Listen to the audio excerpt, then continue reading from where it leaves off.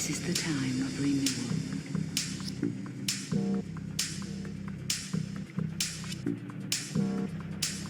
A sanctuary.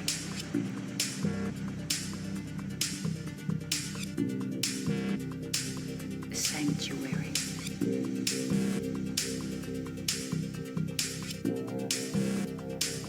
A sanctuary. The question has been answered.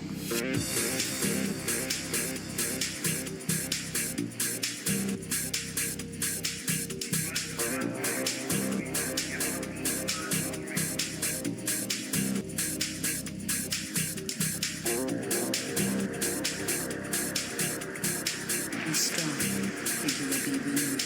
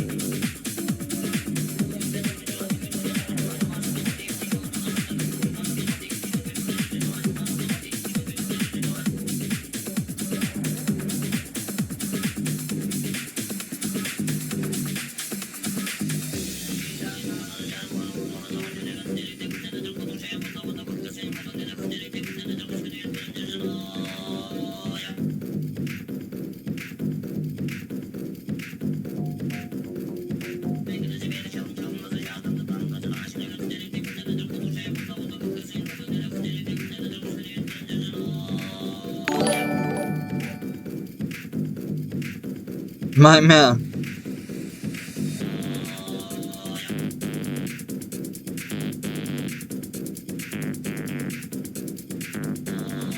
What's up, bro?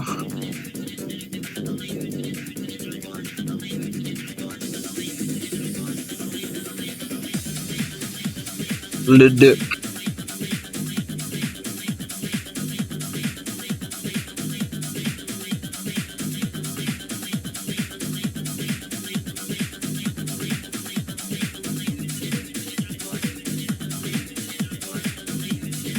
Chillin'.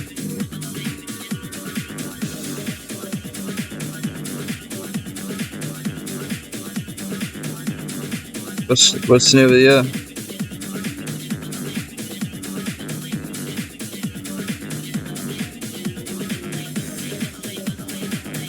You must be bored if you're on here.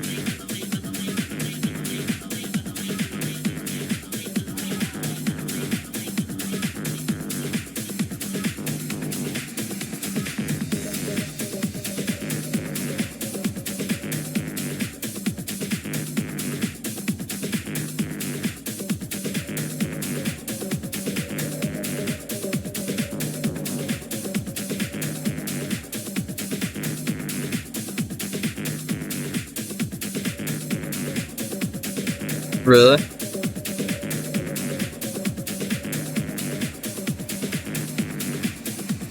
don't know if that's good or bad. Shit changes for me every month.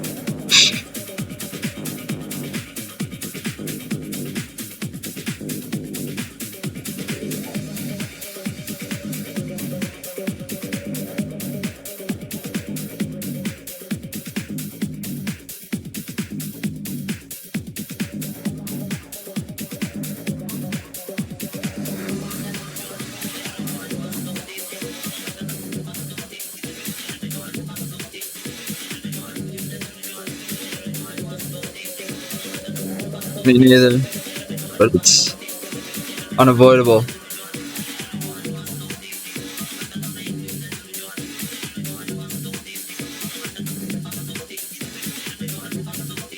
Everything's always changing.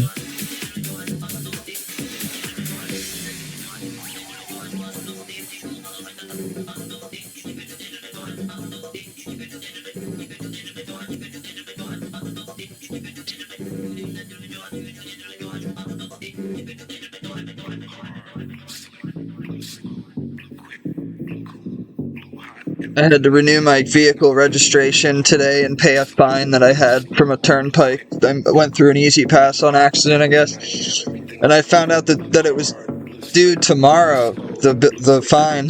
And if I didn't pay it by tomorrow, they would have tacked on a $125 fee. So it was a $20 fine. And if I didn't do it today, I didn't even realize it was due by tomorrow. So thank fuck that I did it today. Registration nowadays, you just go online and print it out. It's crazy. I mean, I'm old at this point. I've been driving for 12 years, and like, I remember the first few years driving, and you had to wait. It got mailed. It was a process. There was a process back then for everything. Now you just go on your phone, have your old registration handy and your insurance card. Boom, boom, boom. They're very strict. My car is registered and plated to Pennsylvania, but I live in New Jersey. Now, I'd keep it in Pennsylvania because it's cheaper for me. And that means my car has an emissions, an inspection, everything. So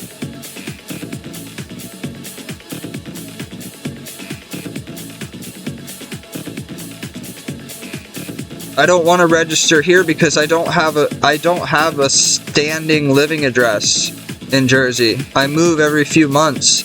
If you're only at a place for 6 months, you can't call that your residence. You can't call it a residence. You can't call. So like, I'll be staying here for 4 months, go somewhere else for 2 months, go to my trailer for 6 months, and then wherever I end up next winter.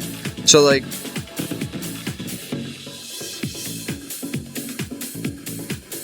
My living address is my uncle's back in PA. That's what I have down for everything. All my mail and everything goes there. I could get a fucking P.O. box, but I'd rather just have a house listed, because if anything ever happened, day or night, the police could call and ask him if I'm on my way there, and he would cover for whatever. Like, yeah, he's on his way home. He's on his way home. So that's nice. All my family know to cover for me, though. They'll all bide me time.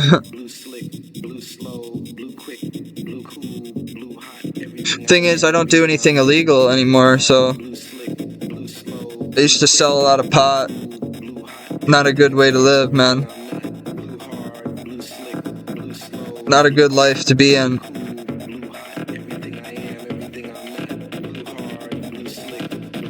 I really don't miss looking over your shoulder and carrying a piece and living in trap houses. And when I think about it now, it's just like, but it's a means to pay some bills. It's a means, you know, some extra cash at times, but thankfully I could say as of right now, I don't sell anything. My first week I moved here, I had one of the other tenants ask me if I could sell him some pot, and I was like, nah, man, I'm not getting that reputation, because everybody here smokes pot and cigarettes. I could smell it day and night. The cigarettes are really fucking with me. I quit smoking. Well, there's 1 room, 2 rooms, 3 rooms, and they all smoke, and I'm in the attic of the building. Well, it all arises. No one's supposed to smoke. I'm not telling my landlord, though, because I'm not a fucking narc, but, like, it's a really good test for me to have to smell it all the time. I don't get any smoke. I don't get any of the secondhand smoke. I just get the smell, that stale cigarette smell. Like, every time someone smokes one, I could smell that stale afterburn. When I smoke now, it tastes like sour apples, so this is a little better for the time being.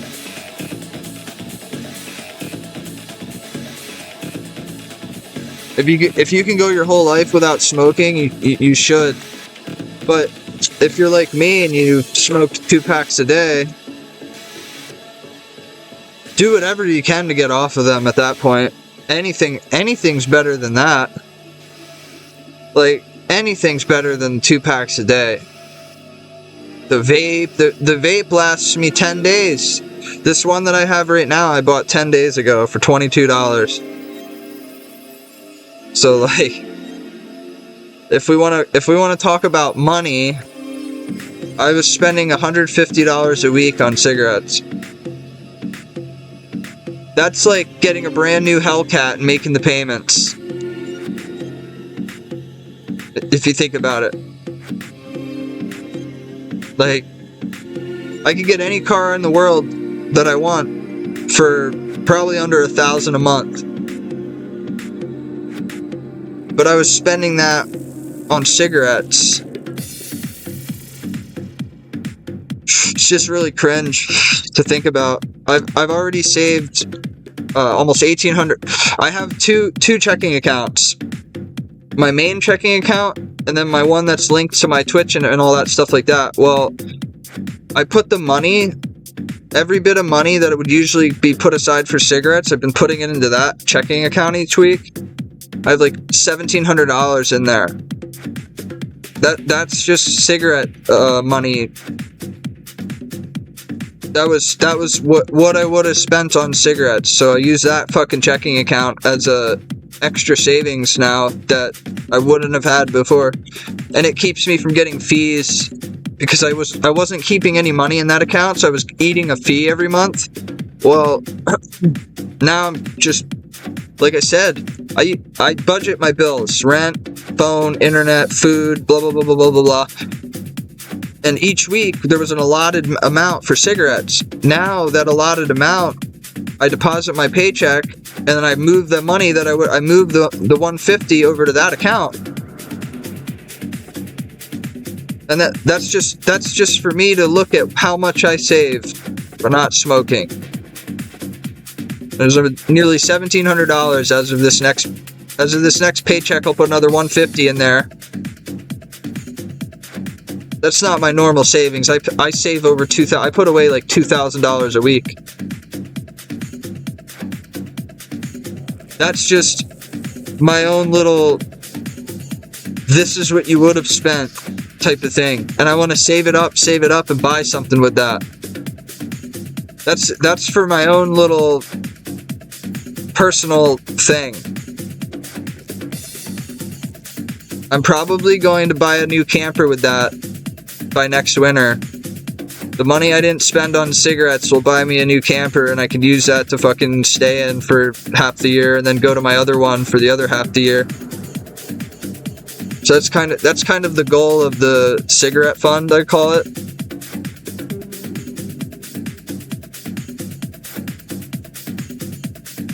The cigarette fund is now a checking account with money going in it each week that would have usually went to cigarettes. That's what that means to me. Now, marijuana is another thing. I spend about $100 a week on that. I wish I didn't.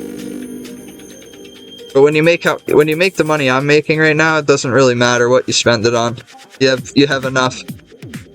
I have more money than I could possibly spend with my life.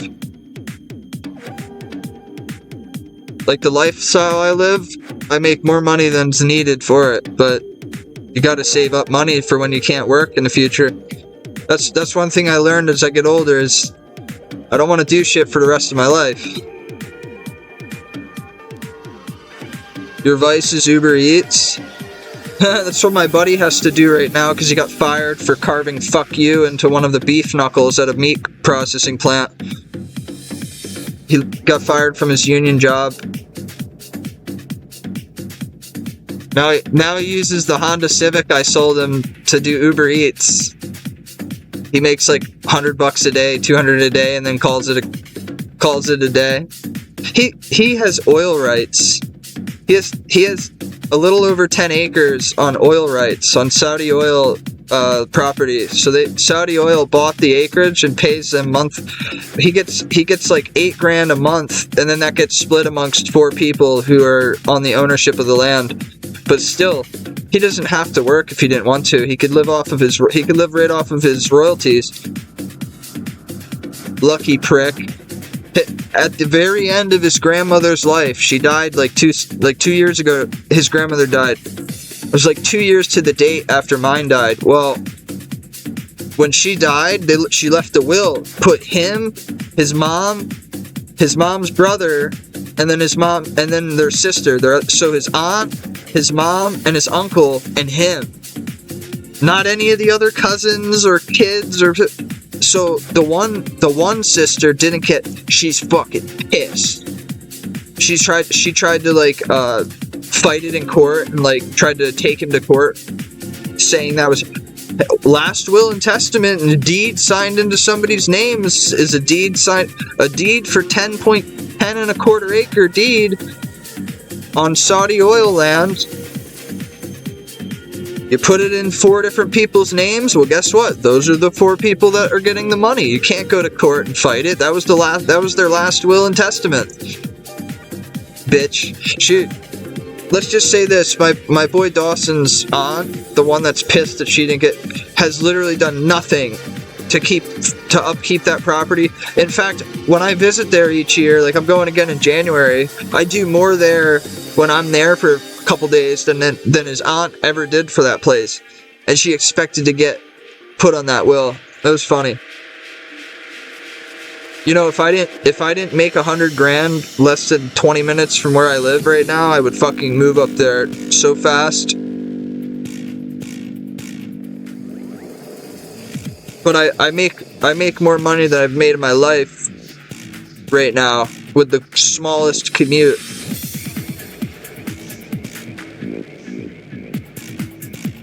Right now I clean, peel, and sell pig stomachs through my shop. You have to take a pig, cut it down, take the stomach out, cut the stomach lining off, make sure you don't poke any holes in the skin, the lining of the stomach, because then they can't use it to cook stuff in. People back in Pennsylvania, and the Pennsylvania Dutch people, they buy them to cook sausage and potatoes and onions and different shit in it. They use the stomach as a cooking bag. Well, each stomach fetches $25. The company that we contracted with sent 1,500 of them.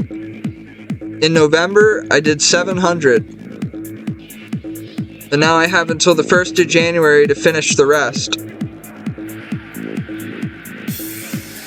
And then I'll go back to my pay drops back to 32 an hour after this is done. Then I'm getting 50 right now, but once I'm done with stomachs, it'll be 32 again, which isn't a lot, but I love the job. It's close. I don't have to pay for health insurance, so nothing gets taken out of it. I'm perfectly happy with that.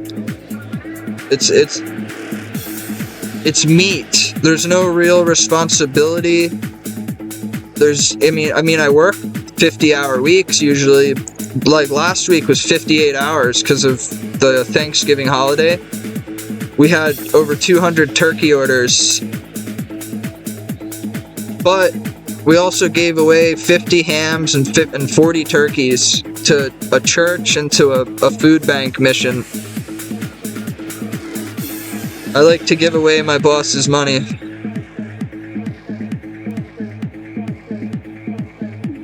He's a millionaire now. He doesn't care anymore, type of thing. I'm either gonna run the shop for him, or he's gonna sell it, or he's gonna shut it down.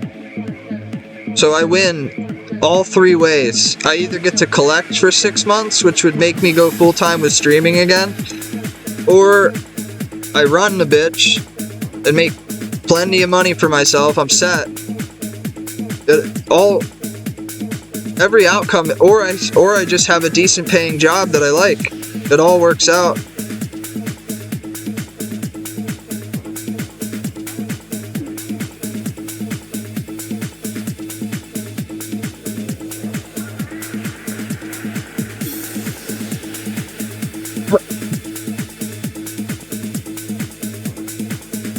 You want to be a butcher?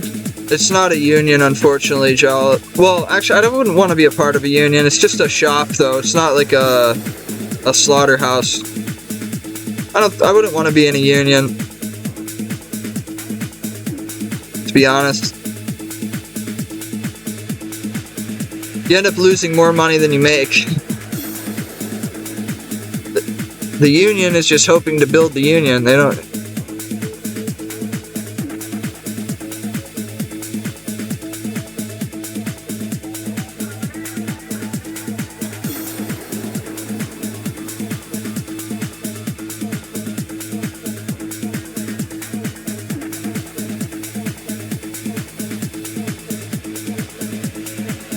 I never thought I'd be full-time as a butcher. I worked as a butcher off and on over the past few years, but I didn't think I'd ever make any decent money from it. It just never really crossed my mind.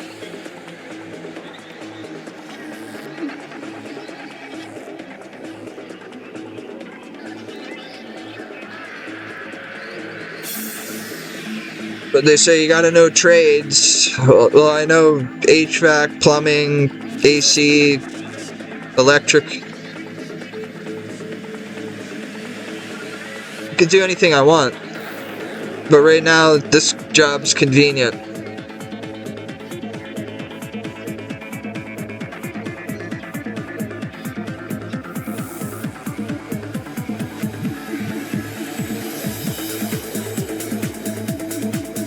Very.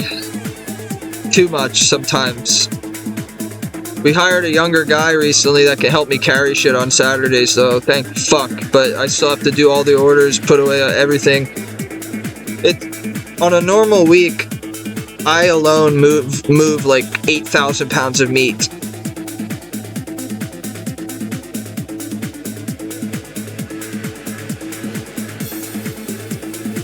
Beef, pork, deer, because people always bring in deer meat to be processed.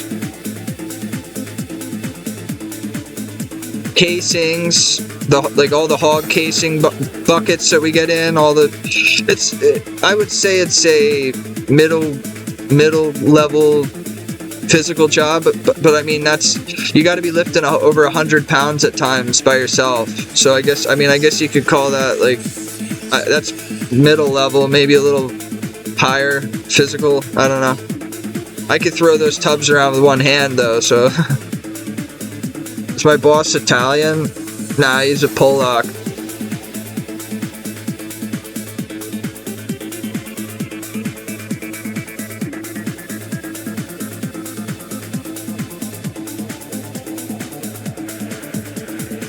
Second generation money. Took the shop over for his dad and makes a killing. He already had money, came from money, and then now he made his own money over the past 40 years, so good for him. But he's very arrogant. Everybody that I work with they're all old men, arrogant ass old men.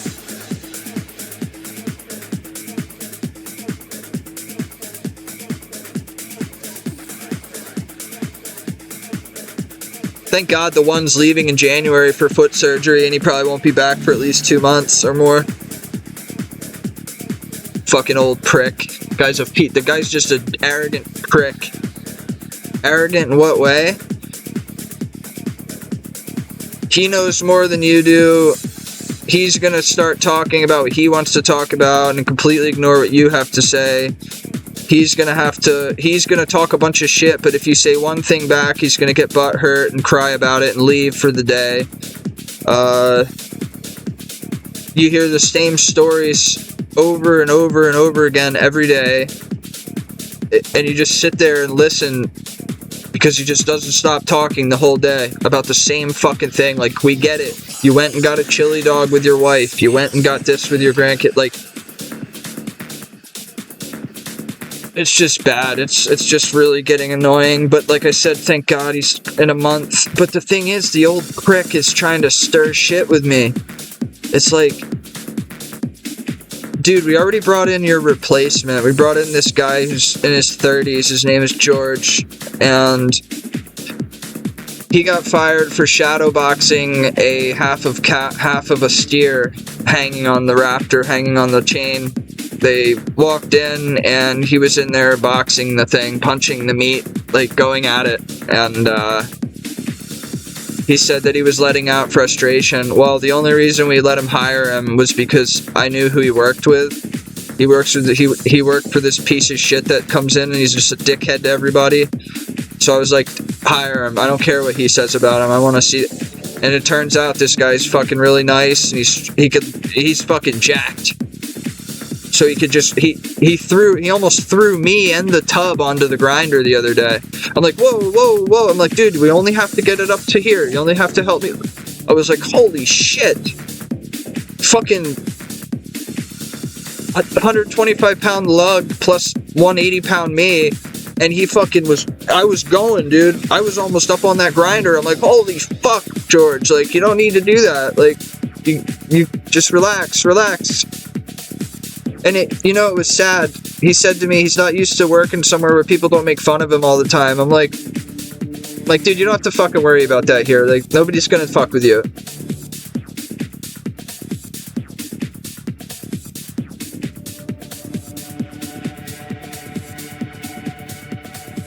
People make fun of him because he's like me. He has autism, and his spectrum is like MMA and music and all kinds of different stuff that he likes and wants to talk about.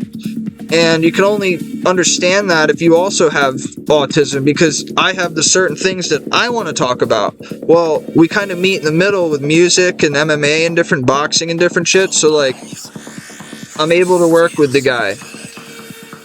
If he wasn't a little slow, I don't think I'd be able to work with him. I don't think I'd be able to connect with. He's on the same wavelength.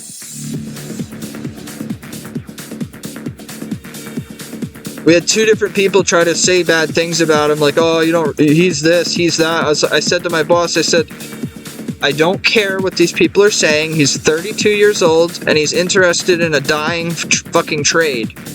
Bring him in. I will train him in every way.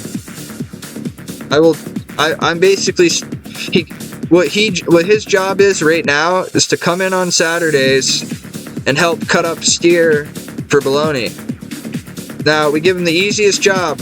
We cut the pieces, cut the Londons off of the inside rounds, and then he chops up the remaining meat that gets chopped up just to be put into the tubs. So he doesn't have a hard job right now. I'm giving him the benefit I'm letting him get used to the knife. He doesn't know anything about, like, his other job. It's all machines that laser cut things. He wants to learn, the nitty gritty.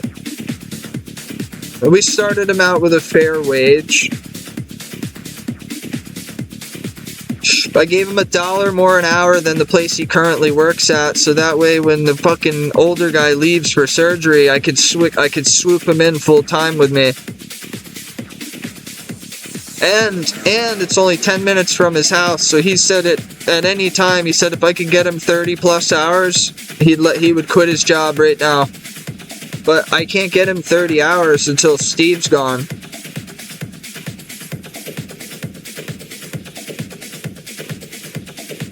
He wants to work less and have more time for his hobbies and train again, He's a very nice guy. He has like 3 foot long hair and he's growing it out. He donates it to the leukemia for children. They were fucking making fun of him for that too. Like, oh, look at the fucking pieces of shit.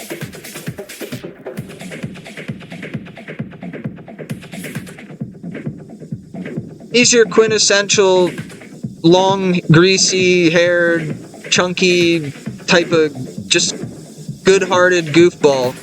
He's just a good dude. He'd help you out. And the problem is in our world, is people put people like that down because they're not good-looking, they're not popular, they're not... Well, I embrace him. He's my friend. He doesn't talk about gaming, he doesn't do any gaming whatsoever, which is unfortunate, but... He's kind of against sitting on the computer. He likes to do things, hiking, a bunch of stuff that I'll get invited to and turn down because I don't like doing anything.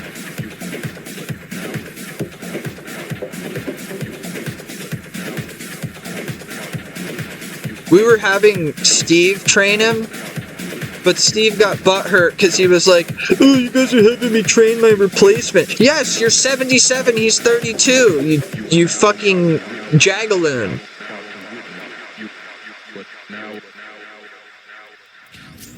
Yes, I'm gonna train someone that's fucking 32 and wants to learn. Are you kidding me? Like, how do you think I'm supposed to keep this shit going? If I can't prove that I can keep it going and bring in the right people, he's going to shut it down or he's going to sell it. It's up to me.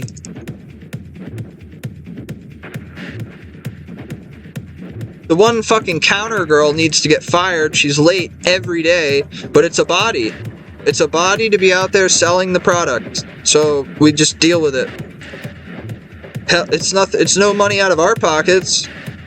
But it's just getting to be annoying. Every day.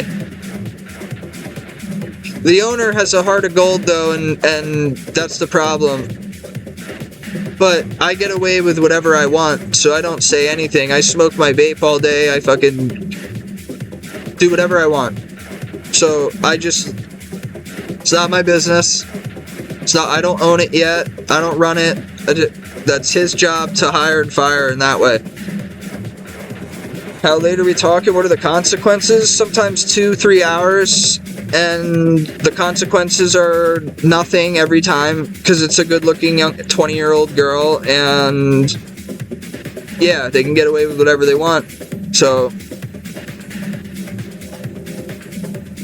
oh, sorry, she's 21 now, so now her excuse is, oh, I was drinking with friends and I stayed up late and da-da-da-da.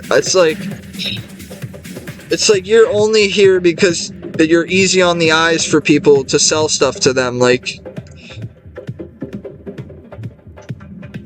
I wouldn't fucking give them a mop job. Late every fucking day. Every fucking day. And he does nothing about it. If I'm not 5 minutes early at 3 in the morning to make Scrapple, I will get my ass chewed for fucking 10 hours straight. But everyone else, But there's a reason for that. I'm being groomed to run shit. I'm not being treated well. Everything I do is not perfect. It's not right. It's not right until it is perfect. And then once you have that in your mind, the perfection, because if I don't do everything I do perfectly, I'm gonna get my ass chewed and humiliated in front of a bunch of people every time. Because that's what his dad used to do to him.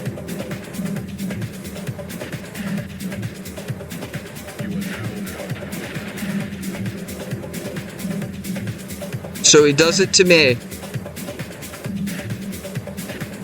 We argued over it about 7 months ago. We got in an argument and he kept it going, and I'm like, you know, this is ridiculous. He's like, well, you're my son! Who else am I supposed to yell at? You're my fucking son! And I was just like, okay. Say less.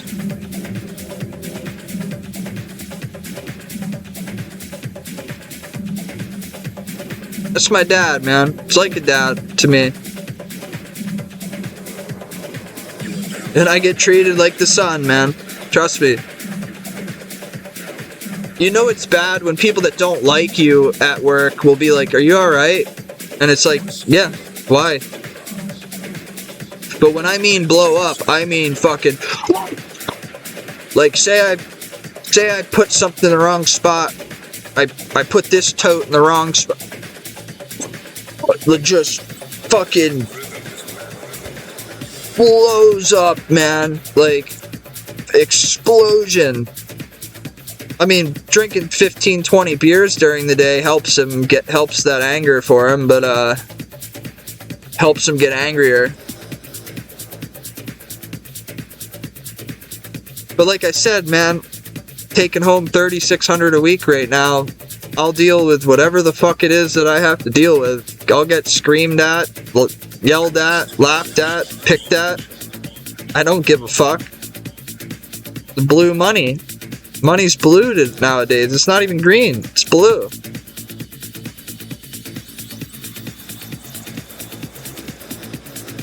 If you got the right bills.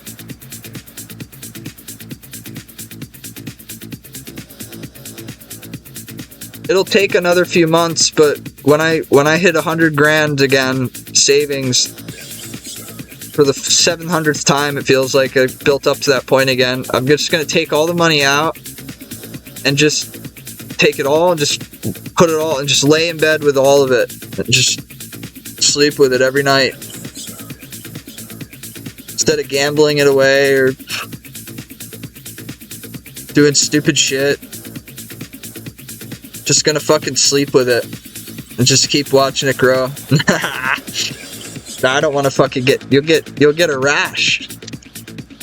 There was this video a few years ago, this guy just throwing money on his baby, like just piles of money on his baby. It's like the baby got like a rash and shit because of it.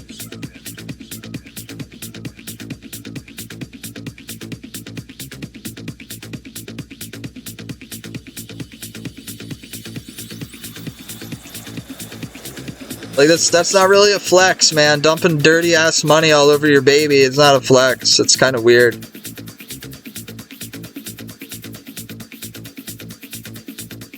Like, I feel like the child did not appreciate that.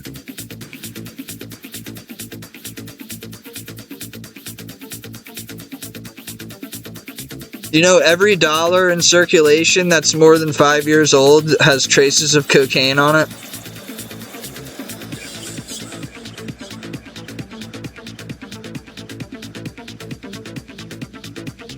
Traces of different drugs, traces of different toxins. Money's like the dirtiest thing next to your cell phone. Like, this right here is an absolute germ garden, man. This thing is... There's no, like, obvious dirts and stuff on it, but, like, your cell phone is, like, the dirtiest fucking thing in the world.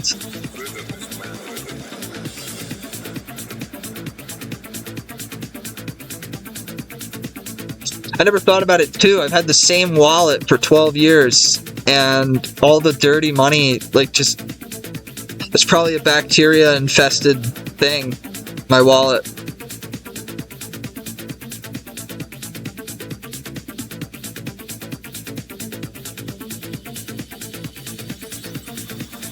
A family friend who died gave me that wallet. I needed... At the time, I turned 18, so I could get, you know, I could get credit cards and stuff and whatever. Well, we were just all hanging out, and he was drinking with my dad, and he just mentioned that I don't have a decent wallet. Well, like a couple weeks later, he came and like gave me a nice wallet. Like it's like brown leather. Still held up to this day.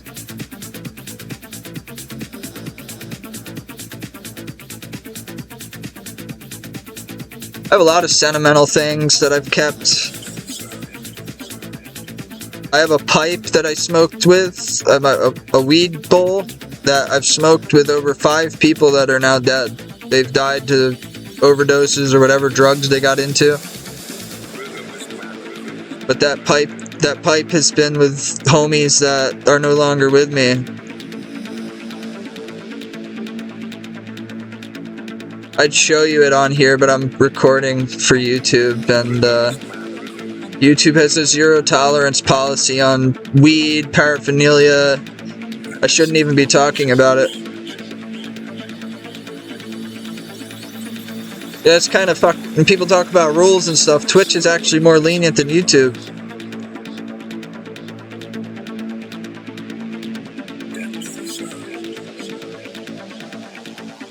Join the prog chord, man. Join the prog chord so you can see Fong post a bunch of shit that's not his.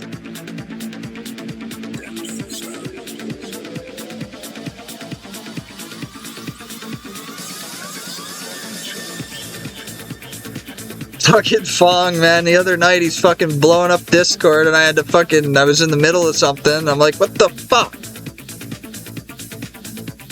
I was like, can you guys fucking contain yourselves for 10 minutes, please? Like, Jesus Christ. That's alright, I love everyone. I love everybody that's playing this game, man. I don't care. You can spam shit, I'm just gonna delete it anyway, but have your fun.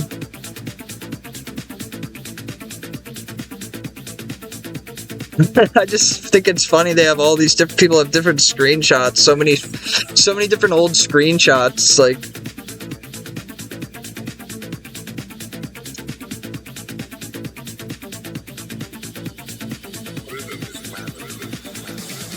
I've been told there are several gigabytes of Dave content that are harnessed.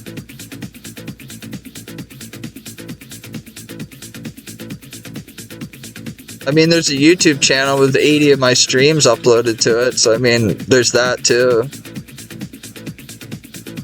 I don't understand the fascination, I'm just a fucking bald white guy.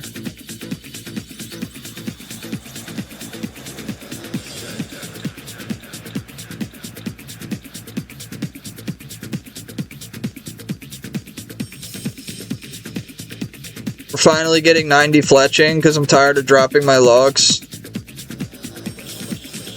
Every time I'm at like today I was at Redwoods, well I had to go renew my registration and shit for my car, and it's just like, it's just getting to be too much of a pain in the ass dropping the logs.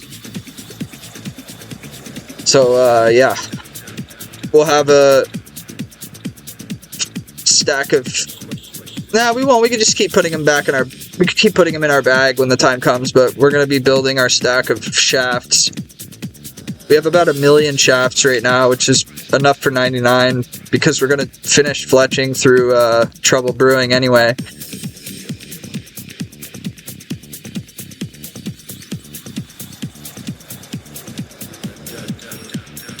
The green light.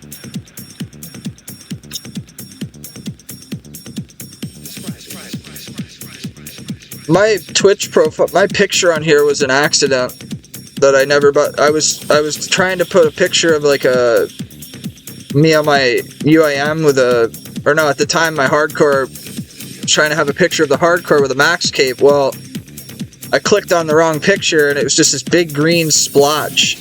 It was like, I don't even know why I had it on my computer, just a green square. Well, it turned into a circle once I uploaded it on here, and then I was like, you know what, let's just leave that. Then the people know you're live. It's a green dot. It was like an accidental thing that I'm okay with now.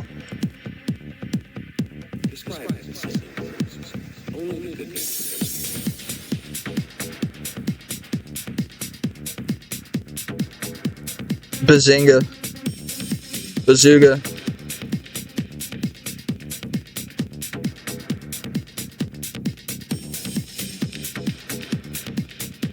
I gotta go to the men's room.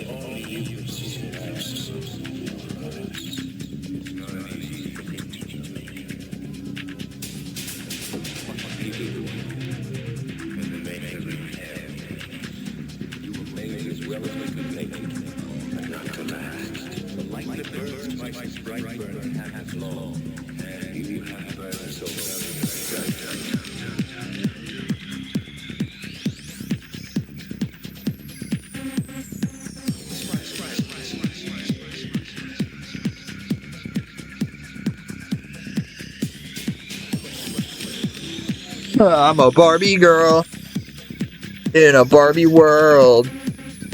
Life's plastic. It's fucking fantastic.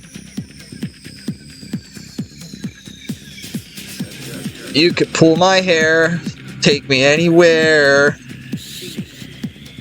Come on, Barbie, let's go party. What the fuck?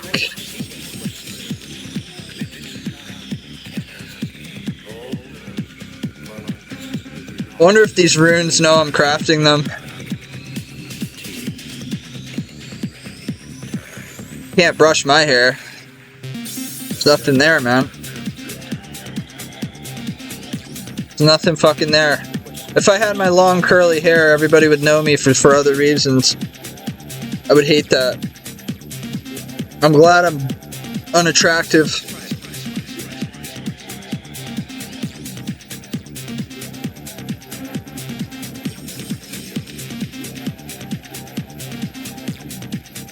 At least people like me for me and not my looks.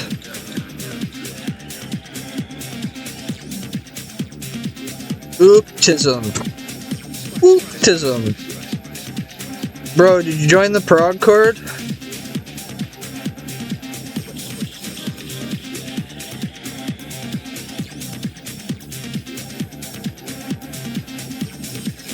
Gotta join the prog chord, man. It's fucking gaming.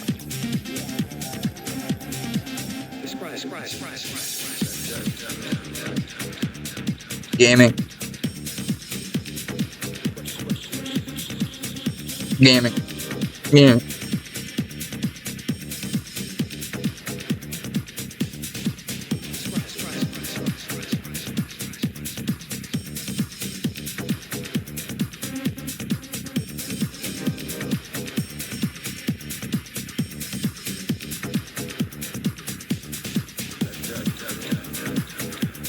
Dan S.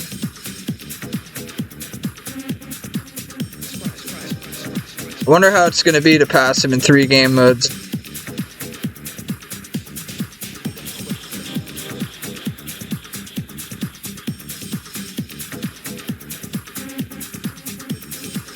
People called me an arrogant prick. It's funny.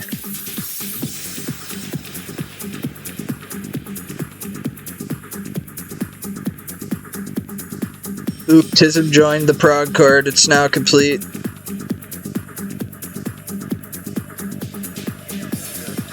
I want to see some Iron Man gains, man, or whatever you're doing. That's my Twitter. I got rid of Twitter because I don't want to see non-RuneScape stuff, so I made that. Some level 3 gains. Nice.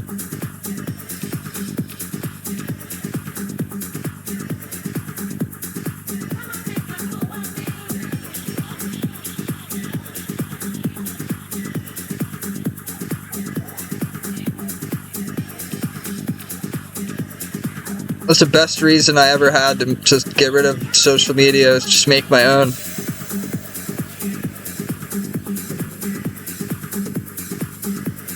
Well, Vitrates built it.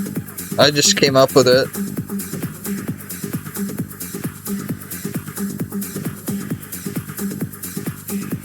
I took someone I didn't even know. Didn't even know the guy too much, and I was like, you're gonna help me build something. And glad I did, 'cause he's a good guy.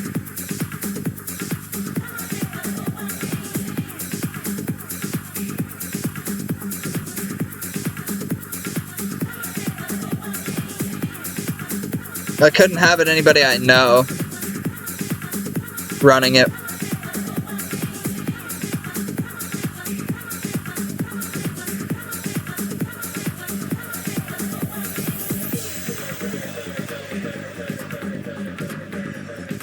Fuck is that? Sounds like something Jebram would make.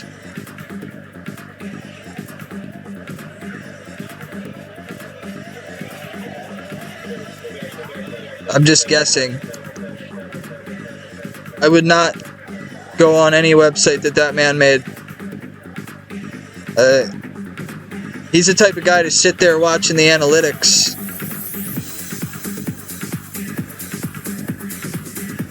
They will launch in 25 for this project brings community surge, which will take the old school RuneScape you know and love and let you play in different to create a brand new game. And the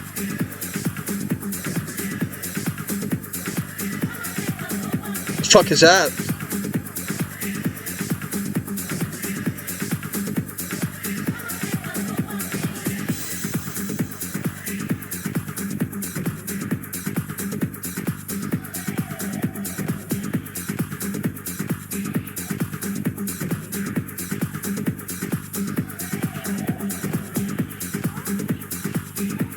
Yeah, it's not gonna help my UIM max.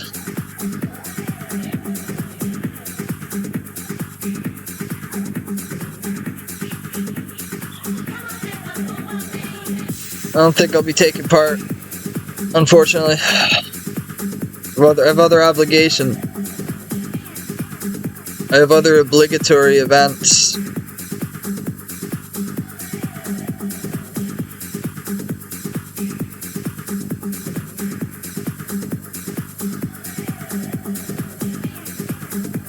Maxing a UIM sucks.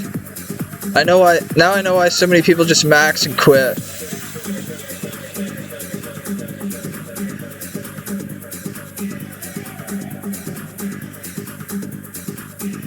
I can understand completely why someone would quit after max, but I am a post-max player. That's my thing. So I'm not gonna max and stop, but I can understand why a casual would. Why somebody who doesn't play for ranks would just make it and leave. It's a big personal achievement, maxing one of these. I mean, it stands volume. There's under 500 maxed accounts in 10 years. Speaks volume there. Hardcore is a similar thing, but hardcore, take it from someone who spent 4 years on that top page, like, no one's really going for ranks. It's more like people are more interested in collection logs and PVMing and different stuff like that. There's the rank chase was simple on that game mode, because I was the only one competing. Like, no one else cared really. So I ran numbers that I died in March, but I ran numbers. If I would have kept playing, I'd be like rank 5. I died at rank 14, but I'd be like rank 5 right now. That would have been crazy. Top 5, man.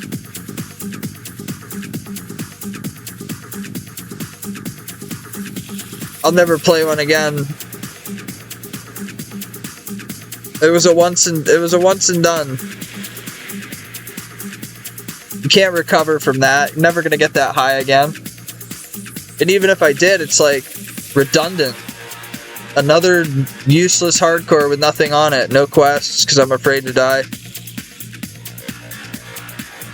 It would have just been redundant.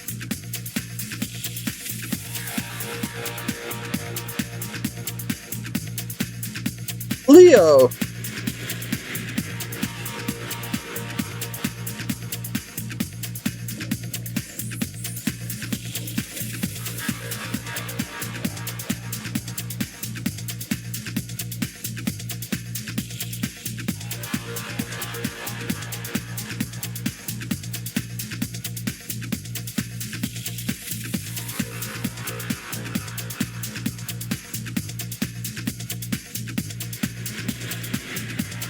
March 15th, 2016, the Grave Digger emote came. I was trying to gauge just how long I've been playing, and I played during the, like, before the Grave Digger emote came out, or, sorry, random event came out, because I remember doing that.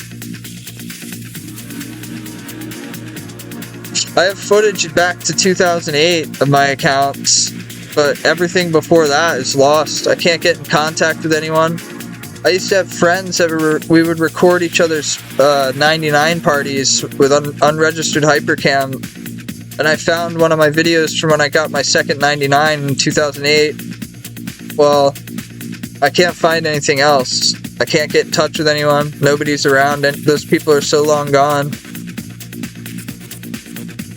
There's no way they would just happen to have those videos on a hard drive anymore, anywhere. Like, we're talking almost 20-year-old videos.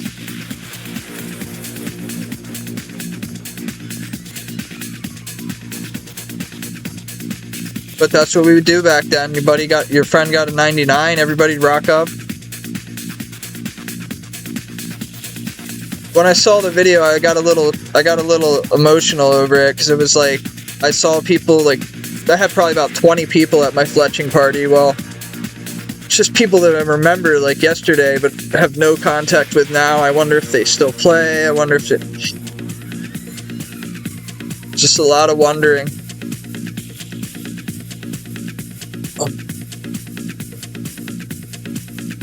Jebram came to your max party? My man. Big Jebram.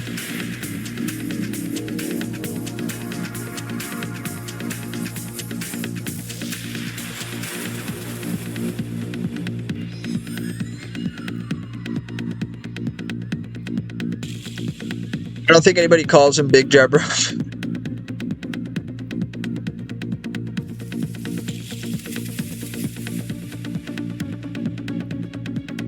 I've been called Big Dave, King Dave, Uncle, Asshole, Fuck Up,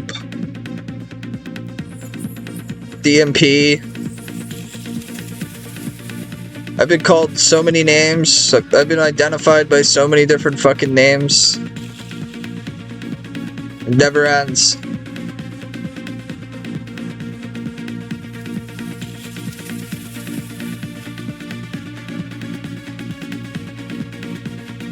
My philosophy came true.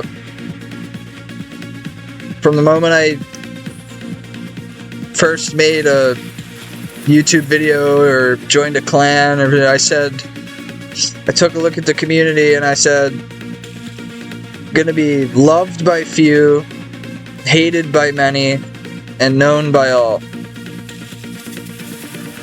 And so it is.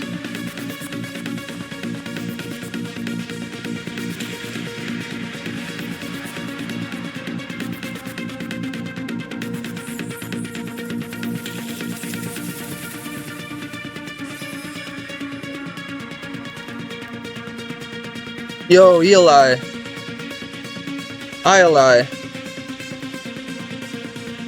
We gotta get together one of these weekends and fucking put together a transfer skilling.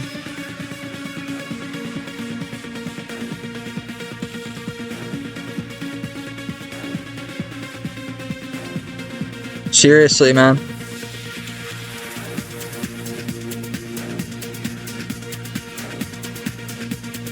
We was discussing it the other day, but I really want to do it.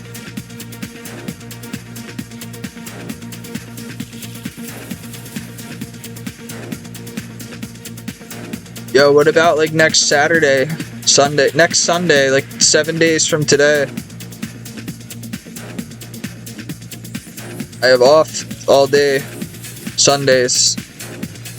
We could get together and do a fucking 2-hour long duo stream. You run the same setup? My friend.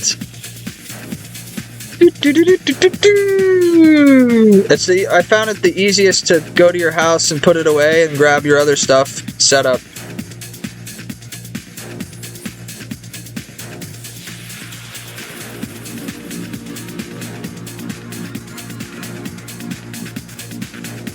Kind of sucks not being able to run the whole time, like with Graceful or whatever, but 60% more runes.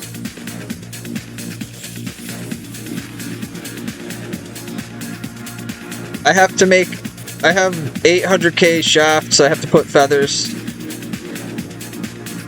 I'm getting 90 now because I'm tired of dropping redwoods. We're almost 20 mil wood cutting from redwoods, so up until now, I've just been dropping the logs. Well, nah, things are gonna change.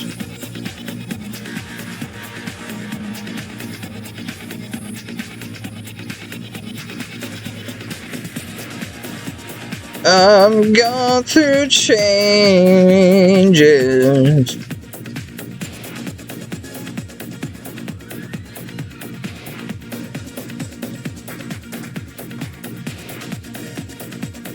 I have no idea. I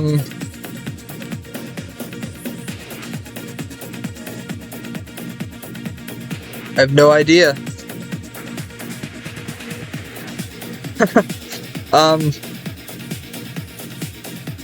Optimally, we'd go live like right now, like this time of the day on Discord and do the stream together thing. Get it set up, get it rolling, and then once we're situated with songs and everything, just go. And then go live. Like, we'll go live and then start recording once we're locked in. So, like, you can do your thing on the boards. You can run your thing on the boards under the music category. And then I'll run mine under Old School RuneScape. And have my songs. I'll keep sending them to you, and you can just queue them up. You play a song, my song, your song, go back and forth, and I'll just keep sending you.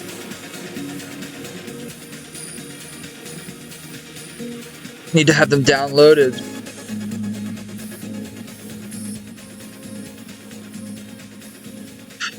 Good to know. I have an idea. If you're up for it.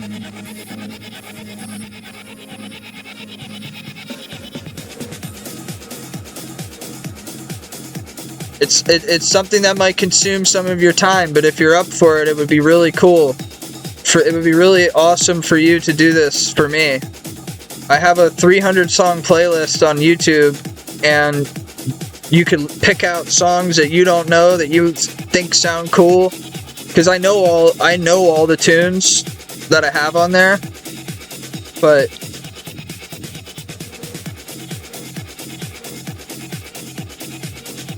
there may be things on there that aren't in your playlist. There might be things on there that are. It might be a.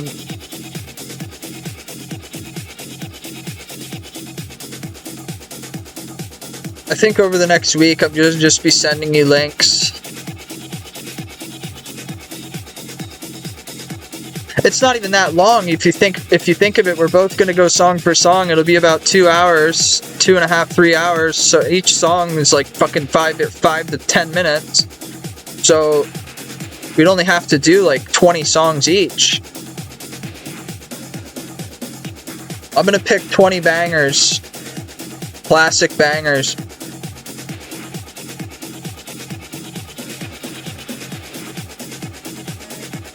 That's what I'm gonna do, man. I gotta add you on my new Discord, and I'm gonna get together an hour and a half or so worth of tunes and jet them over to you. And by next weekend or whatever, I'll get the songs together. And by next weekend, you could hopefully get them downloaded, and then we can go live and send. You know, you'll have it queued up for your song, mine, yours, mine, and it'll just fucking go.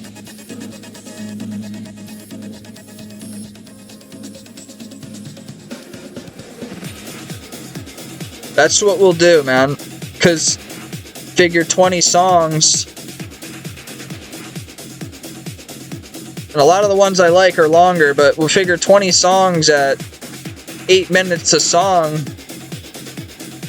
That right there is 2.5 hours with only 20 songs. So like, it won't even be much work to get them together, to be honest. That's kind of the nice thing about trance, is like the songs are so long that you could just make you can make a play set out of them in 40 songs, 30, 40 songs. You can have a fucking banger playlist made. I want to revitalize life into the viewership of your series because it deserves so much more. Your Skilling Trance videos. I want to hopefully give it a boost for both of us. If you haven't listened to his playlists on his YouTube channel, you got to go to Frozen Days YouTube channel. You can post it in the progression chord. There's literally like a week's worth of music to listen to. All good playlists, all different music, each playlist.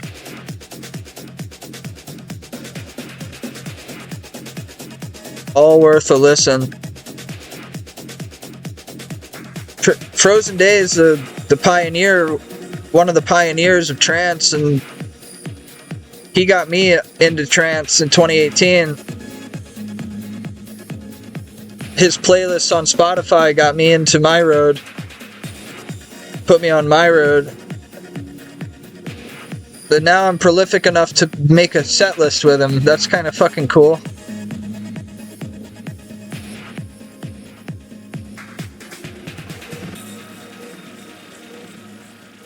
If that isn't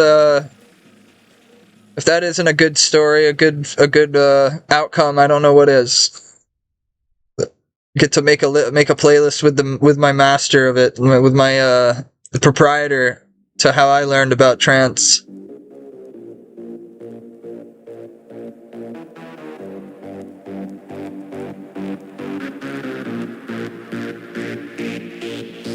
Is it Spotify /Frozen Day? Or no, it's something else. I forget.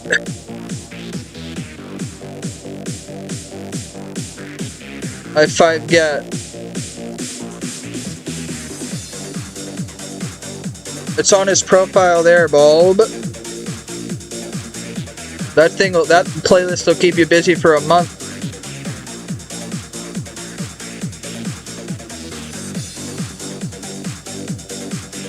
I know it starts out with some Solar Stone. It starts out with, I still remember the opening songs to that. Rank 1, there's some Rank 1.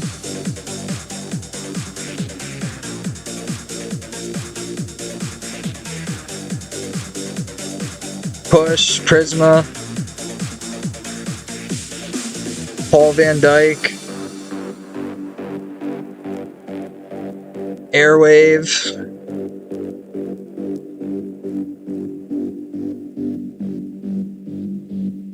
pretty much everything. Everything relevant.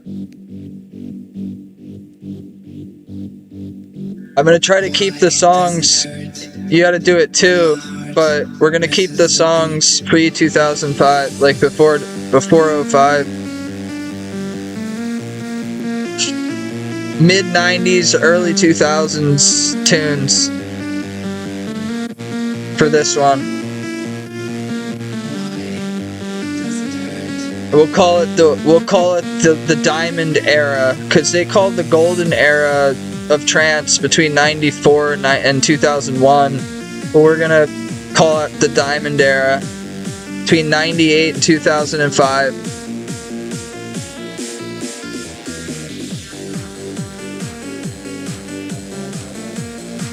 The Blossom took place in 1988. The Blossom is between 1988 and 1993, and that was the original echelon of trance music. It was called intellectual dance music. That's what this is considered to be. It's considered to be intellectually based music, which, if you're not at a certain IQ level, you can't understand it. You can't put together good playlists. You can't. It's not something that you can just pick up and then tomorrow you have a good playlist going.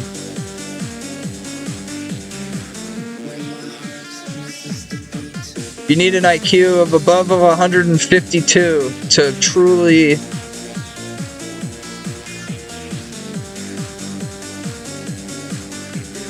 I'm just kidding. You don't have to be smart to enjoy good music.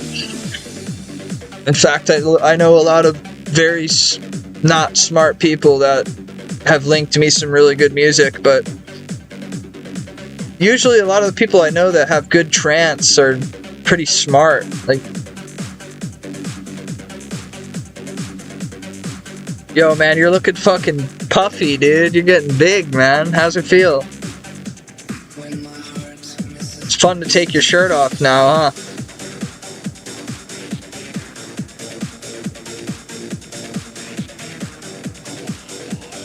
Hyman was he was jacked. He was putting out the best trance. He was like one of the best accounts in this game, but it all got fucked over because of meth.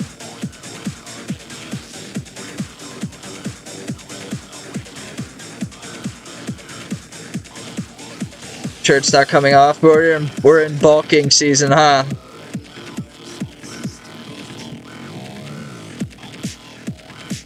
Somebody gift him a fucking sub, please, so he doesn't have to watch ads.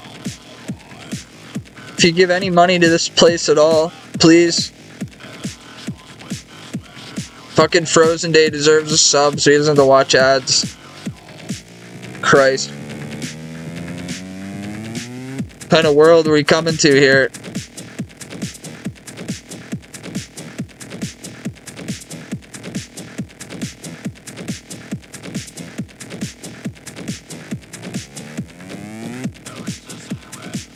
I wish I could turn them off, but if I turn them off, Twitch runs them. And then I get none of it. So it's like a fucking necessary evil. Like, I either run them and get the money from it, or I turn it off, get nothing, and Twitch still slams you with ads. And then it goes all to them. It's stupid. It's so stupid how it's gotten over the years. I'm surprised you can hear me now because it says the ad is still in progress. Stupid. Now it'll be another 20 minutes, and then it'll run again for a minute. It's like, I am not worth that. Like, I am not worth people having to wait a minute and a half every 20 minutes. Like, it is so fucking cringe. Like, it forces you into the financial culture of Twitch, which I don't want to be a part of because I don't care about the money. I don't live off of it right now. I don't need it, so I don't care about the money. Well, I'm forced into running these stupid ads. Like, by the way, have you guys ever bought anything from watching an ad that you've seen? Like, oh yeah, I want to get that because I saw it on Twitch on an ad. Like, I'm just trying to think in the world who these people are that actually buy the stuff that they show on these ads.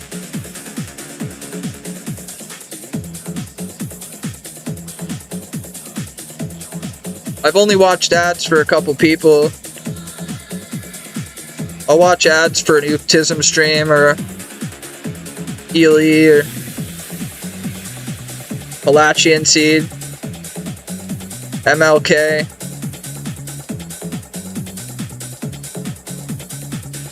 Istra.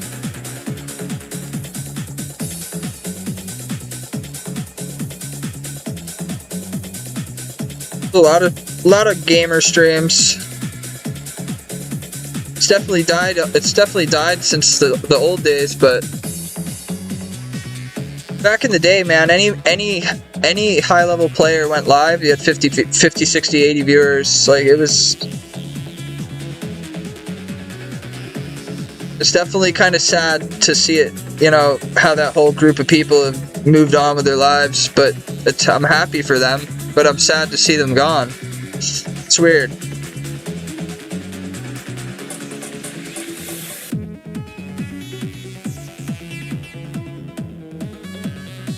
I miss a lot of people. And time goes so fast. I mean, shit, it's fucking December, bro. Like, this year is done. 2024 is gone.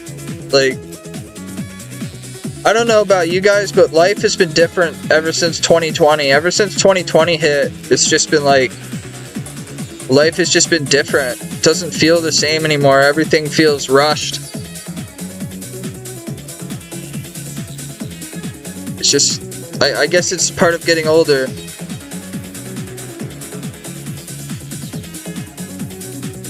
The time just, I can't even, you know, one of the things I'm so glad about that I got to that point mentally when I did was, like, I used to worry over stuff. Like,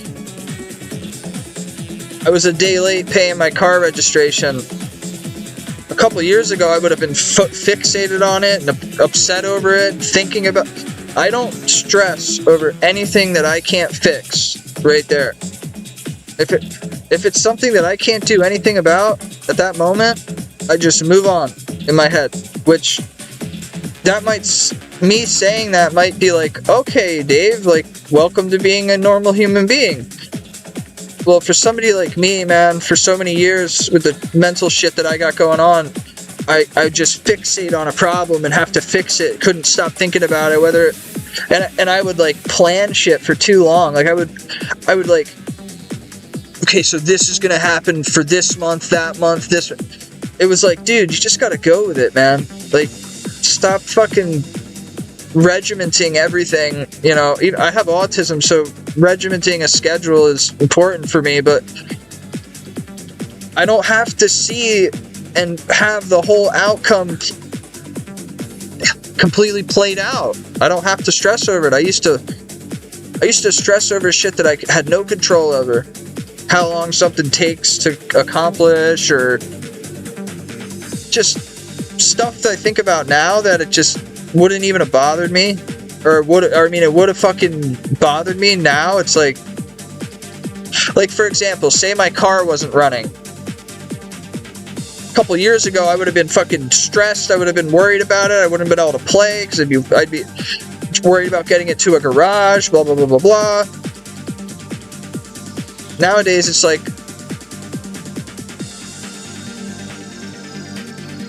fuck it. I gave all my fucks in my 20s. My early 20s, I gave all of them. Now I have none left.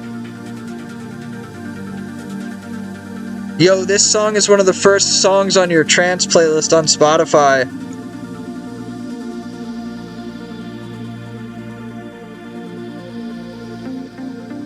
I didn't plan that, I just put on a Paul Van Dyke mix.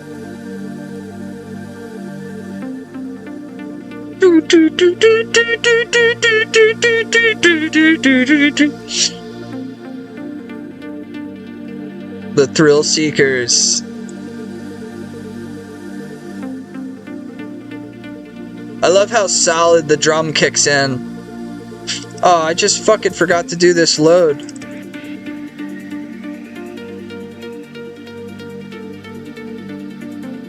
The drum is so tight in this song that it kicks in a few seconds.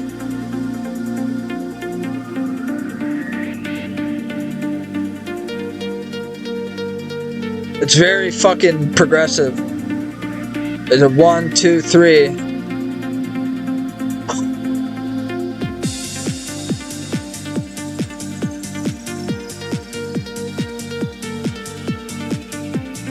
That's fucking Ascension trance right there. I would categorize this as Ascension / emotional uplifting trance.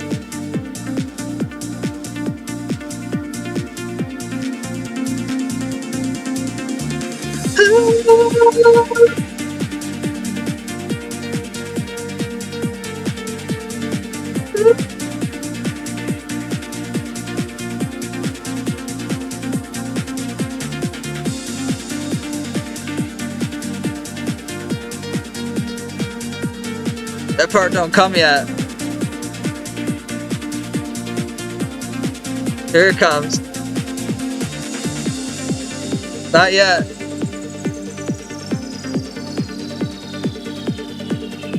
This is definitely like a, if you hear this song, you know. If you don't know this song, you don't know trance. It's a basic Thrill Seekers tune, man, and it's in every good repertoire. But to me and you, we've heard this song 7,000 times.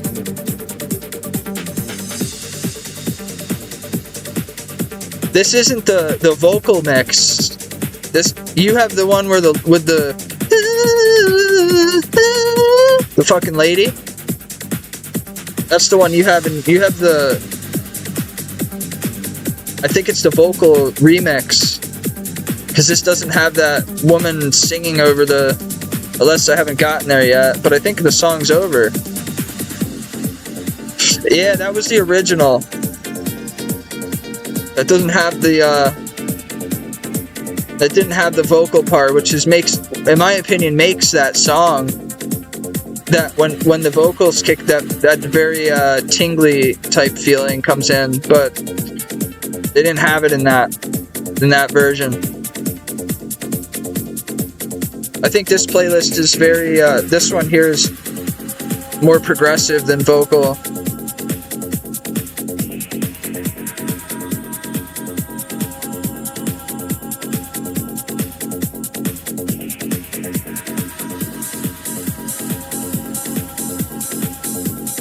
Dude, we're gonna melt people's faces with our playlist next week, man.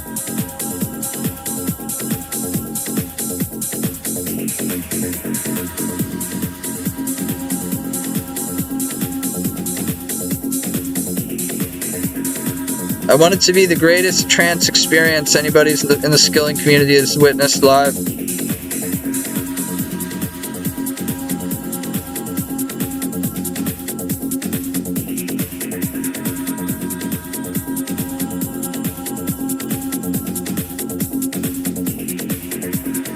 No pressure.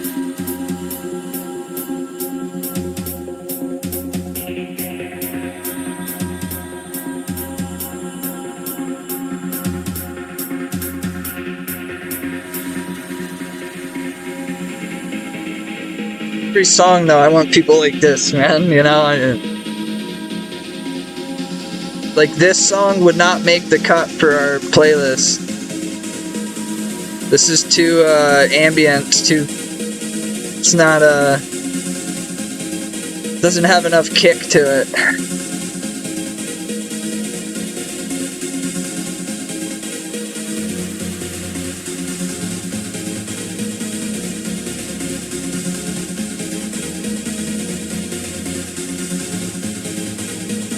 Water Planet.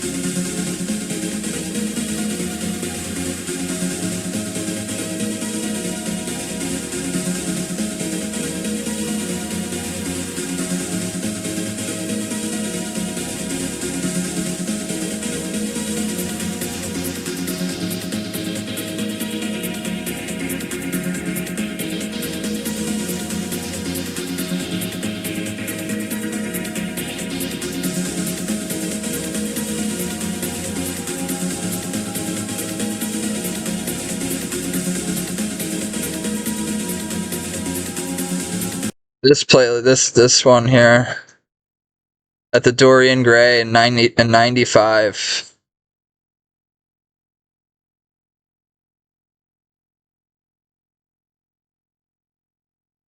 The Euphoria Party starts with Resistance D.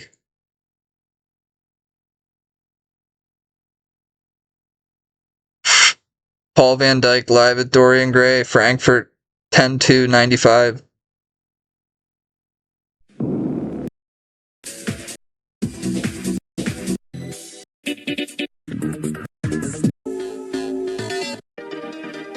This is the type of shit we're gonna be playing next week, man. Not to heed their bargain, but watch them go. Watch them go. Watch them go. In the scripture, God in the bad thing. He fucked up his playlist. You can hear how he fucked it up. The skips. This was before you could blend songs. You had to start one and shut off the other.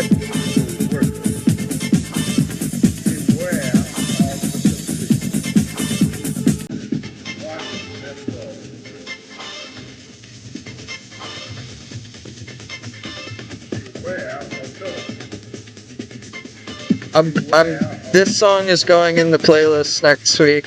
It hasn't started yet, but it's about to. I'll give away one song.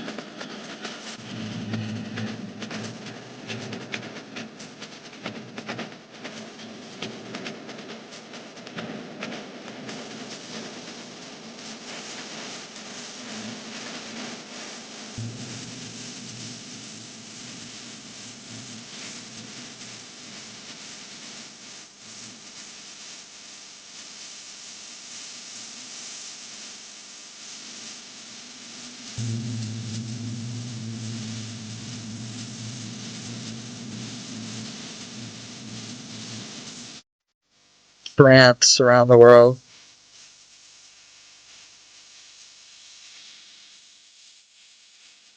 France around. Where?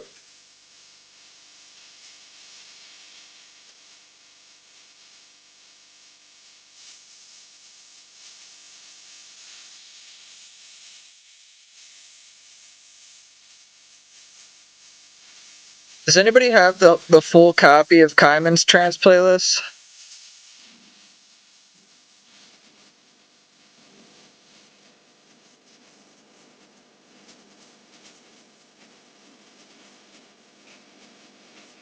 I stole a lot of the songs from it, but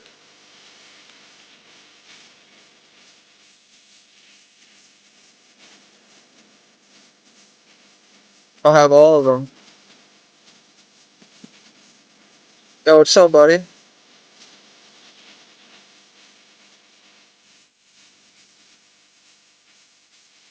What's up, buddy?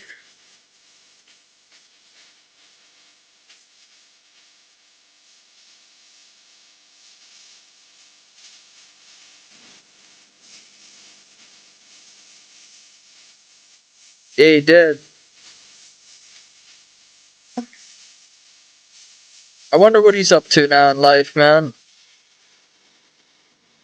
Turning knobs somewhere.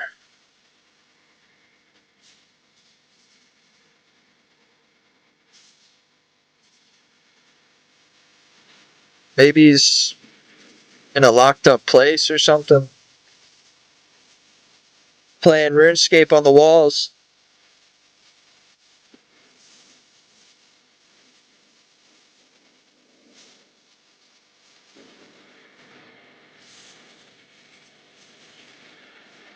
And another ad. Fuck.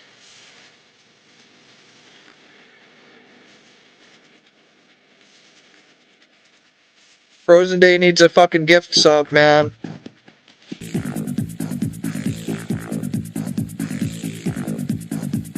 Me and him are gonna give you guys the greatest trance experience of your young lives next weekend.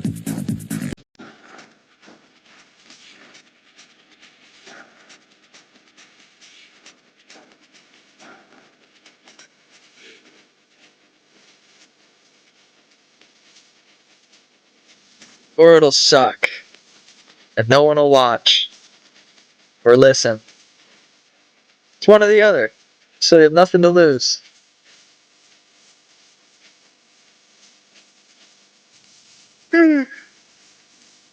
Today's gonna be a midday nap day.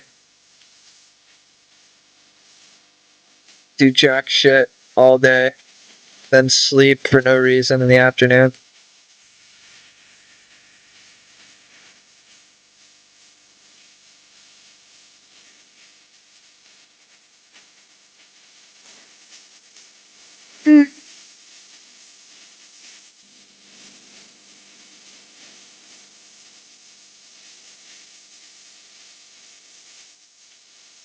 We're not at the tired point, sleep point yet, but we're getting tired.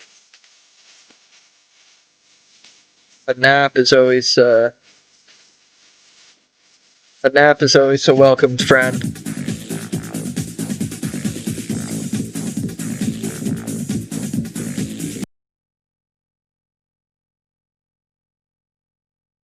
Oakenfield. Oakenfold. Oakenfold. Right station. Come now. Turn it around, baby. Turn it around, baby. Turn it around, baby. Turn it around. Turn it around. You know what might help wake me up? Turn it around, baby. Hi, this is Pete Tong with this week's Essential Mix as we catch up once again with Oakenfold as he continues the Essential Mix World Tour from the capital of Castro country, Havana, This is a Cuba. set 99. So light up those cigars and get ready for a revolutionary Light up session your from cigars. the one and only Paul Oakenfold, exclusive to Radio 1. Getting insane, I know. Letting Light up some cigars, man. turn it around, baby. For whatever reason. Spend more time with me. Try to believe you. Try to believe you. Turn it around, baby. Spend more time with me. It's getting insane, I know. There's some tilt on here, some antidote. Turn it around, Prism, Underworld, Salt Tank. It's a decent playlist.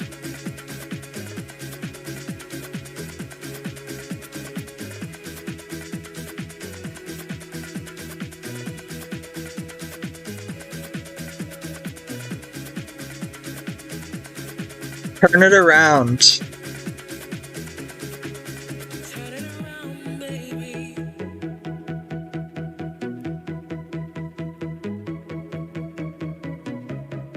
This is Prism, right? Turn it around, baby. No. Alina. Why am I thinking of Prism? Oh, it's because it's the next song. No. This is Alina. I haven't heard this song. It's always nice when you haven't heard all the songs.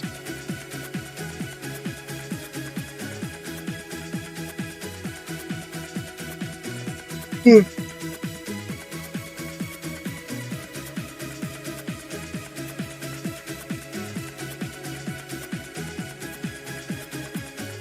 gonna get a felching level.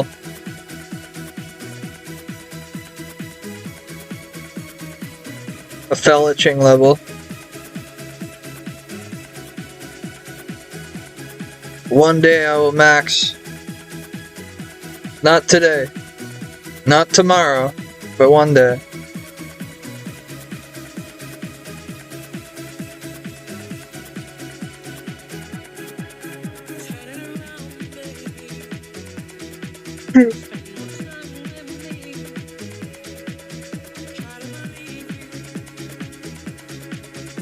Fuck it.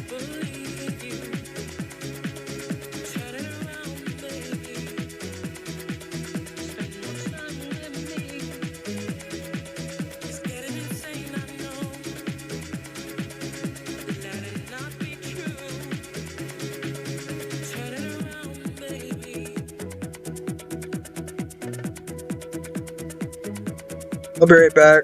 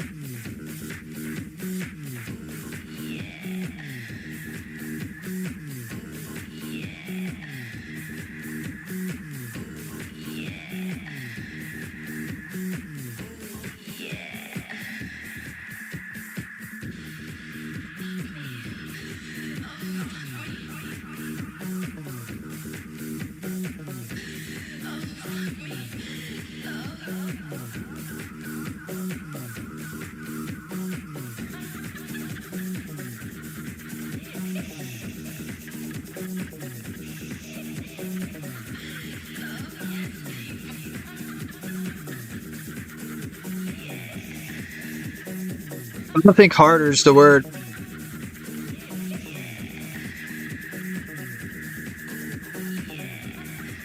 It's not harder, it's more to it than I thought.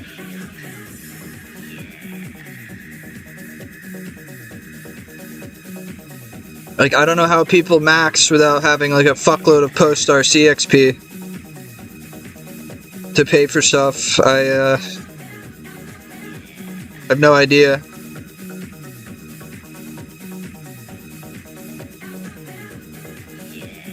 But I have to play this because it's the only way I feel like I'm still doing something on the game, like, that actually takes fucking effort.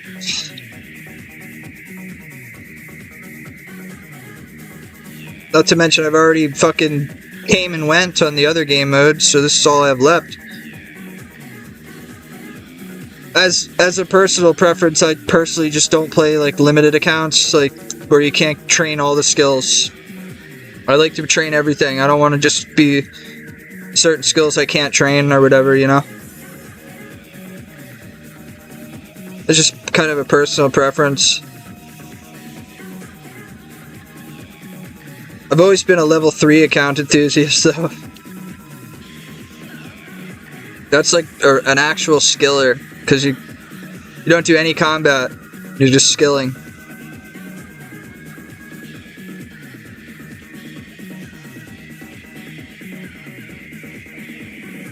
I don't know, I'm gonna be like 30 mil RC by the time I max.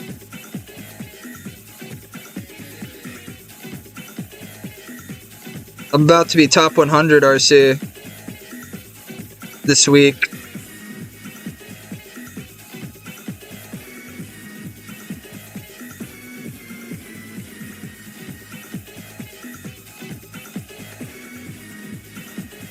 I'm gonna have to do more RC than I planned on because I decided I was getting 90 fletching.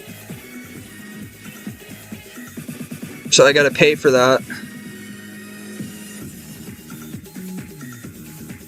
It's not cheap.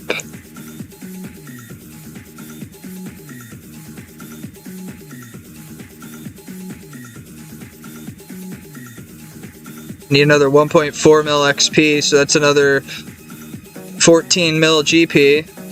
Fletching 7 GP XP.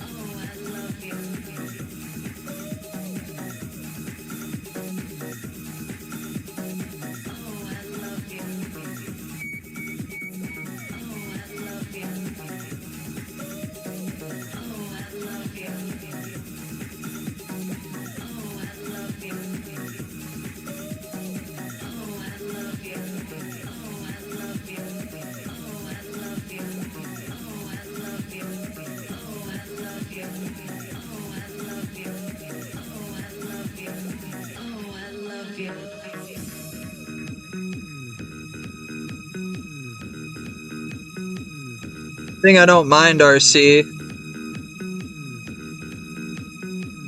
If I didn't like this, I just wouldn't be able to play. Because you can't make money. If you can't make money, you can't play. And good thing I like agility, because my master plan for this account over the next 2 years is, like I said, you don't want to fucking try to plan out too much, but I can only help it. I can't help myself. All I could say is there will come a time where I max, do fire making, thieving, and then have about 10,000 of each seed and go and do agility while I do herb runs, and then spend like 2 months of my life at that minigame.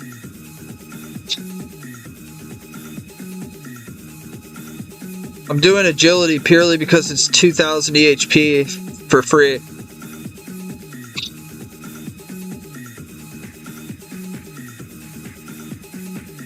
3k hours of or 2.7k hours of RD.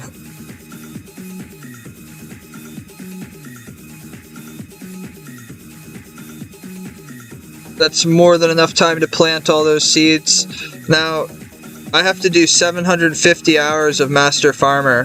Forgot to mention that. So once I hit 125 mil thieving with the RD Knights, I have to stop. And then I have to go do Master Farmer to finish it. Might as well get it out of the way. Get it out of the way now.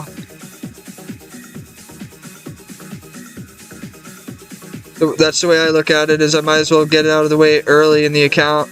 Get my seeds, get all my seeds from fire making, get all my seeds from Master Farmer, and then Slayer, contracts, different shit that I'll have to do over the years. We'll go from there.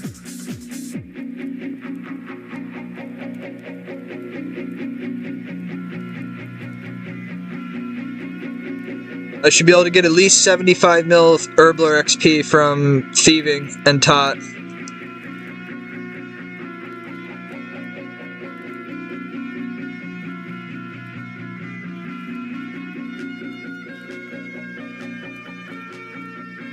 That's all long-term plans, though. It could never happen. It may never happen. If you see me in a red cape at Winter Tot 8 months from now, you'll know that 6 months from now, you'll know that everything went the way I've been wanting it to go. If you don't see me in a few months doing that, then we lost our way.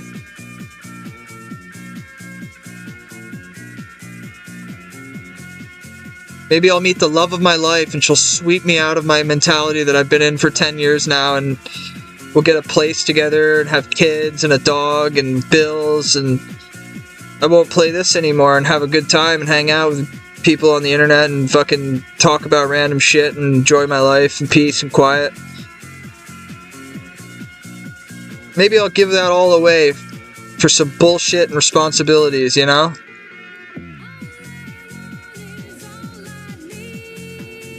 Get the fuck out of here, man.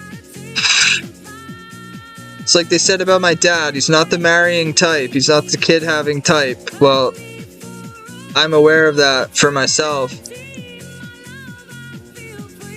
People like me don't get to have families because we're too selfish. I would put myself before a girl. I would put myself before paying money to feed a kid or a dog or a mortgage, God forbid. Let's just get this straight. I make a lot of money, I save a lot of it, and I'm being smart about it now. I could buy a house in cash 2 years from now if I wanted to. I don't want to know what a mortgage is, but I choose to rent for cheap. My rent each year is under $10,000 between wherever I live. That's not gonna fly with some girl. Hey, by the way, babe, we're gonna be a perfectly good room to rent in the apartment building, but we're gonna go in the attic where there's no insulation or heat for 6 months. Okay.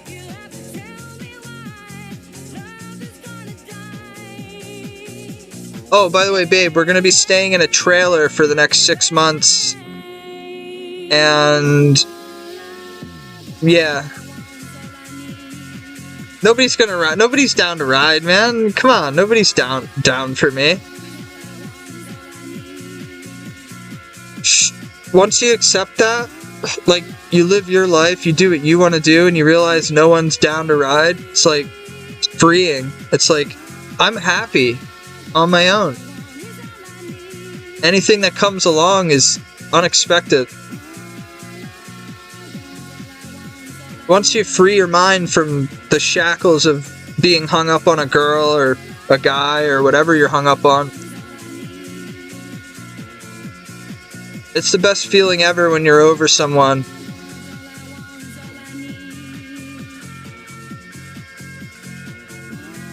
I haven't had to get over anyone because I haven't gotten into anyone other than casual sex.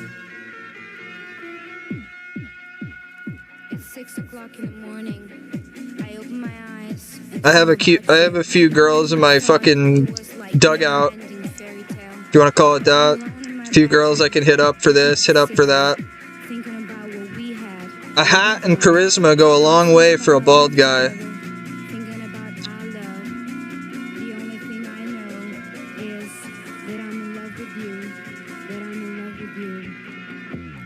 Let me tell you that.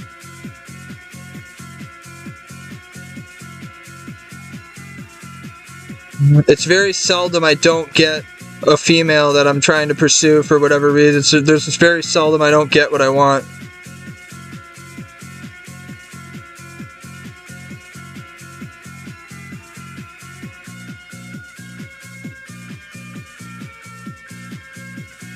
I'm at that point now though where like they're expecting stuff.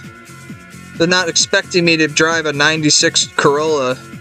Not many people that make the money I make drive a 30-year-old car or have a rented attic space and no furniture, nothing, just a mattress. Like, the only way you can be okay with that is if you have something like this game going on all the time, that, or something going on. Maybe you're addicted. Like, I can only describe this as comparable to being addicted to heroin.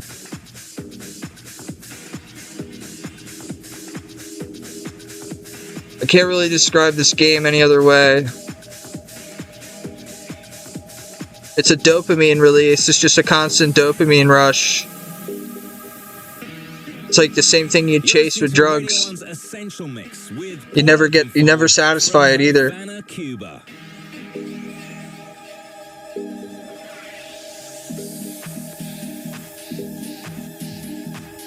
How much? Enough. Over 3K right now a week.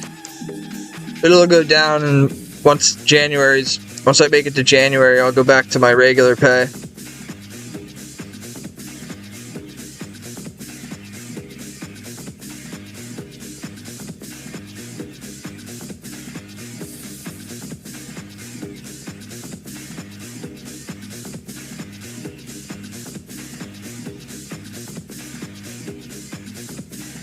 Right now, I cut apart a pig and take out its stomach and clean it down to the lining without poking any holes in it.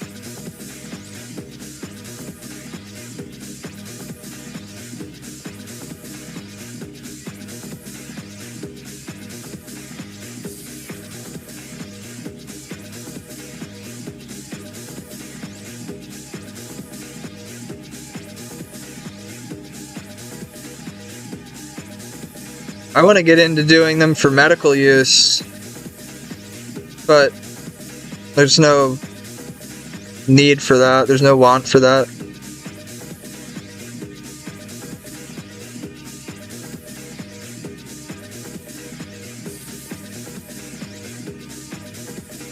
It was something the Amish people created,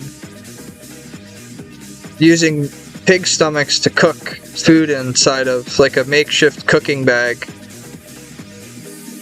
And lots of people back in Pennsylvania still carry on that tradition. Well, nobody knows how to do them anymore. Well, I was taught by an old Amish dude who died. He was a friend of the family at the time, and all my great-grandfathers were butchers or farmers. So I guess it's in my blood.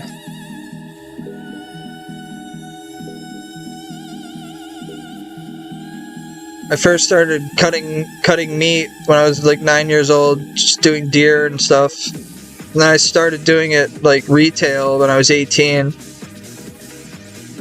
I never thought I'd be making what I make now, doing the type of work. Like, I never thought it would lead me to anything.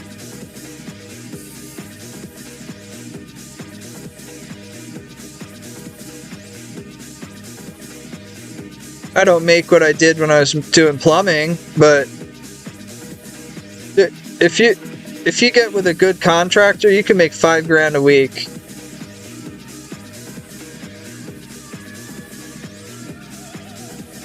Doing plumbing. It's insane. It's like free. It's just like free money, dude. But I don't know if I had to pick between the two. I like meat. I like cutting meat more than I like doing toilets and sinks and sump pumps and wells.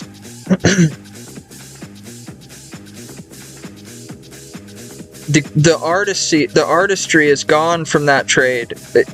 You have presses now, Milwaukee pack-out kits. You can cut PVC pipe with it. You can. There's just no artistry to it anymore. It's all machines. I have to cut the animal down to sellable pieces, or to whatever it is, or I have to do it manually. I like it. I like that. It hasn't changed in 1,000 years. In 1,000,000 years, it hasn't changed. It's the same. With meat, it's the same fucking concept as it always has ever been. It's just supermarkets don't cut meat anymore because it's cheaper to order stuff from other countries, and so what I'm doing is, it's a dying thing, so I enjoy it. Plumbing and HVAC are forever.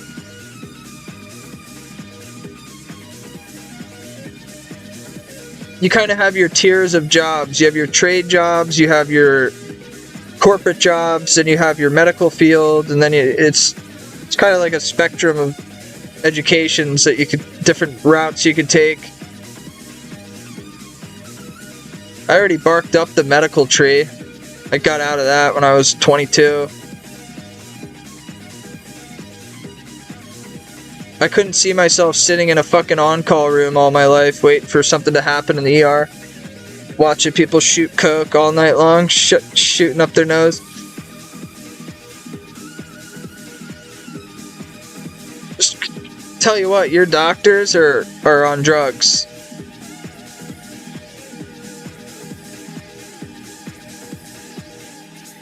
You gotta stay up for fucking 2 days.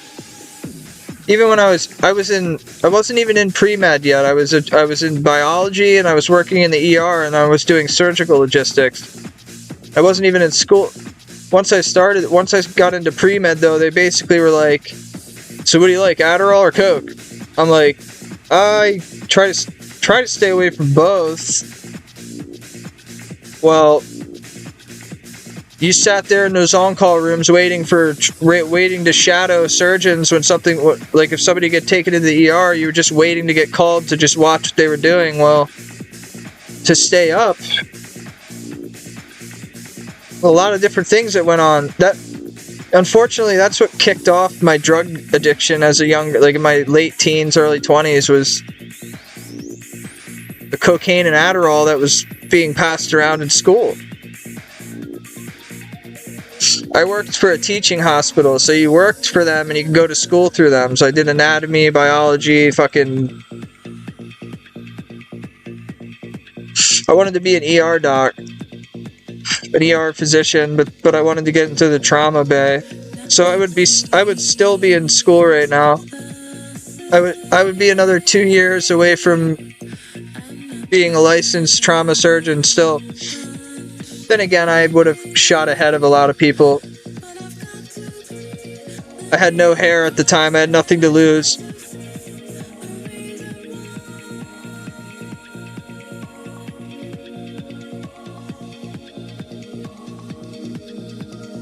I could go back at any time. The whole thing was like a fucking movie, dude. Like, I was doing inventory control for the network. And I would always, whenever I would do the ORs, you had to put on scrubs and you had to go in there, whatever, blah, blah, blah. Well, there was this break room that was decrepit and fucking just, and there was always this dude in there with a Rolling Stones bandana with the scrubs on, taking out the garbage out of there, doing it. Now, I thought he was one of they're called environmental service workers. They do the garbage and everything. They're janitors. Well, I don't care who you are. I'm good to everyone. Well, I started taking my lunch breaks at 3 in the morning, and he would be in there too, and he would give me fucking candy bars, and we would shoot the shit, and I had no idea who he was, what he was. I just knew he was a good guy, and we were friends, and blah, blah, blah. Well, the one night, the fucking door busts open, and this woman covered in blood, head to toe, and just like a complete blank expression on her face, and he just stood up and just He's the head of trauma, cardiovascular. He's the cardiothoracic surgeon, the head of cardiothoracic surgery. So that's how I was eating lunch my 3 a.m. fucking overnights. That's who I was eating lunch with and talking to. I thought he was a janitor. They came in there and looked at him, and he ran and went he saved the guy's life. He came back and finished his lunch. I was like, holy shit, man. He's like, I'll tell you the truth. He's like, if I could go back to when I was in school, he said he would have kept playing in the band that he was in. And at the time, I was playing a lot of RuneScape, and I wanted to stream. And I was explaining it to him, and he's like, well, what are you more passionate about? Because he pushed me through he passed me through a lot of red tape. Well, when I told him I was dropping out of the program a couple months later, he was like, well, what are you doing? Why? Why are you? I said, because I want to stream RuneScape, play video games all day. I was like, I don't have my full heart in this. And he said I could come back at any time. So that's a nice fallback.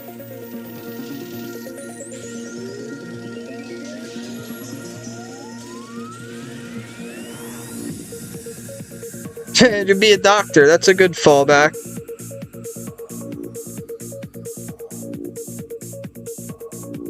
The main things are just knowing by eye how much someone weighs, finding out what they're on or not on, and administering the correct dosage of whatever you're administering, getting them stable and moved to surgery. That's basically your job in the ER.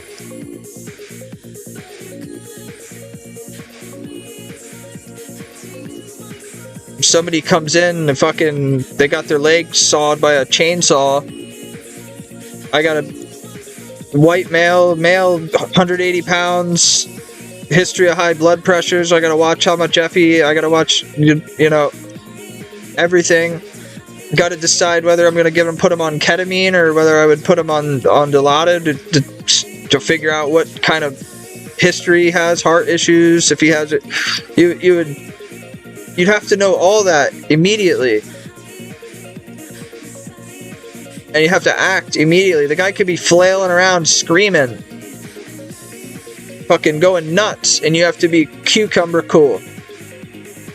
Your heart rate has to stay at like 80 while everyone else is losing their shit. And that's what I liked about that, was watching how they operated and how the confidence. Then there's the bureaucracy bullshit, which was part of the reason I got out of there. But that was a rush watching that. It'd be me and 3 other, students who'd be staring there, like, dude, holy shit, like. And then they'd be done and stable and put on to surgery or whatever they were going to be getting sent to, ICU, whatever. And they go back to just eating their sandwich, whatever it would be, just flirting with the nurses, whatever they were doing. And the students, we had to sit over in the fucking corner and wait, or the on-call rooms. That's where a lot of the drug use was going on. We'd get paged that the doctor got paged, and we had to all go on any hours of the day or night. We had to watch what they were doing. That's all we were allowed to do. We weren't even allowed to talk. He said, if I hear one word out of any of you, I'll stitch your lips shut. And we were just like,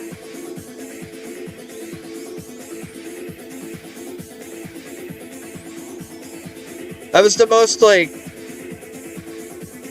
brutal threat ever from a surgeon. If I hear a word out of any of you, while I'm in there saving somebody's life, if I hear a word out of any of you, basically, I'm gonna stitch your mouth shut. It was like, okay. It is exactly like you hear on the TV shows, and you see that you get treated like a piece of trash. Especially if you're in pre-med. Especially if you're just a fucking,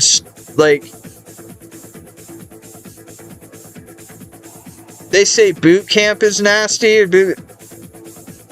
Go and take your chances in the medical field, see what happens. Or go and be a lawyer. Go and get into the legal system.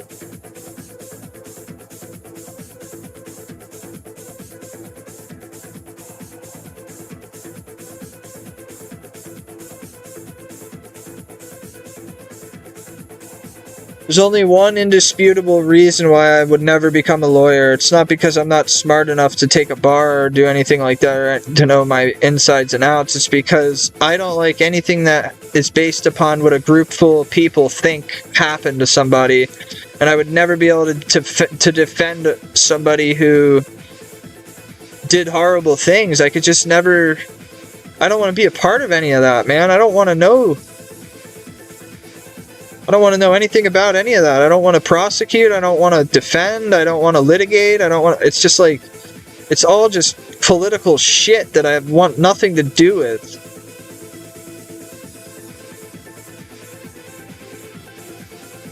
I grew up hearing about politics all the time and different people around and different places I'd stay and... Just really, turned me off.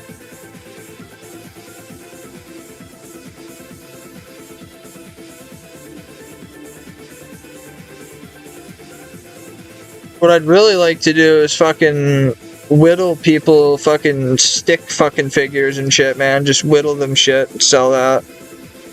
And sell fur. Have like a fur trading post in the woods. I don't think there's any demand though for that. Or maybe there is. I could have a fur trading post.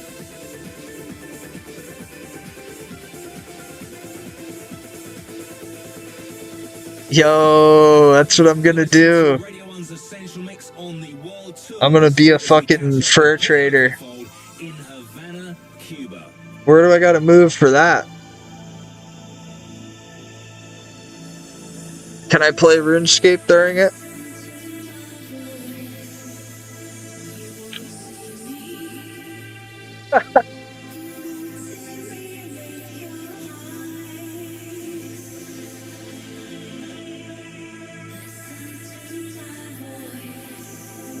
Yo, join the prod card, man.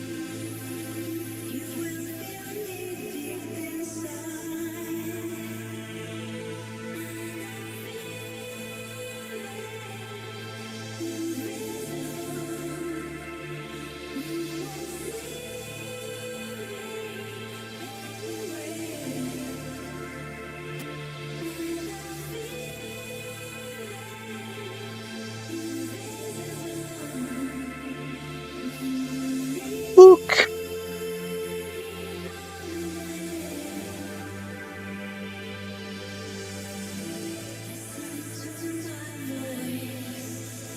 Passive seahorse.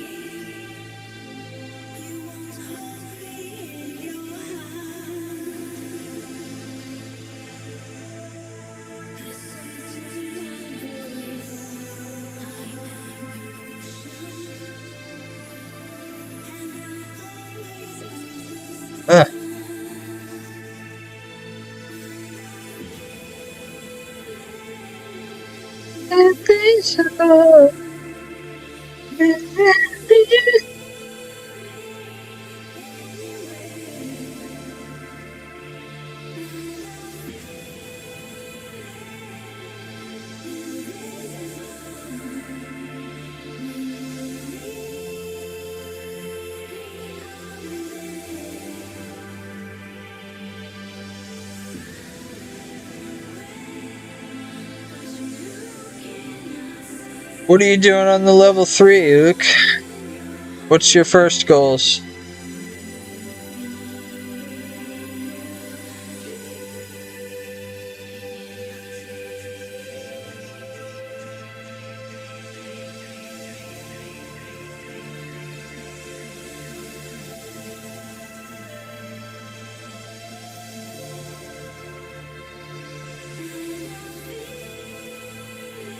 You got some alts going?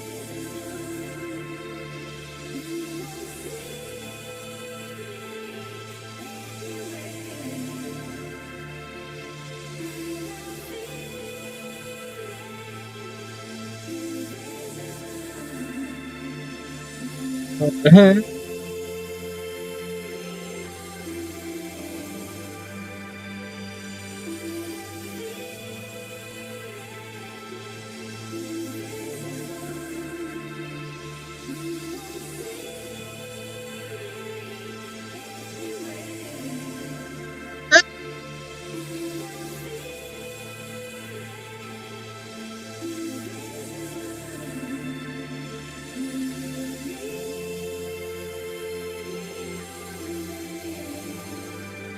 There's like established level 3 EHP, right?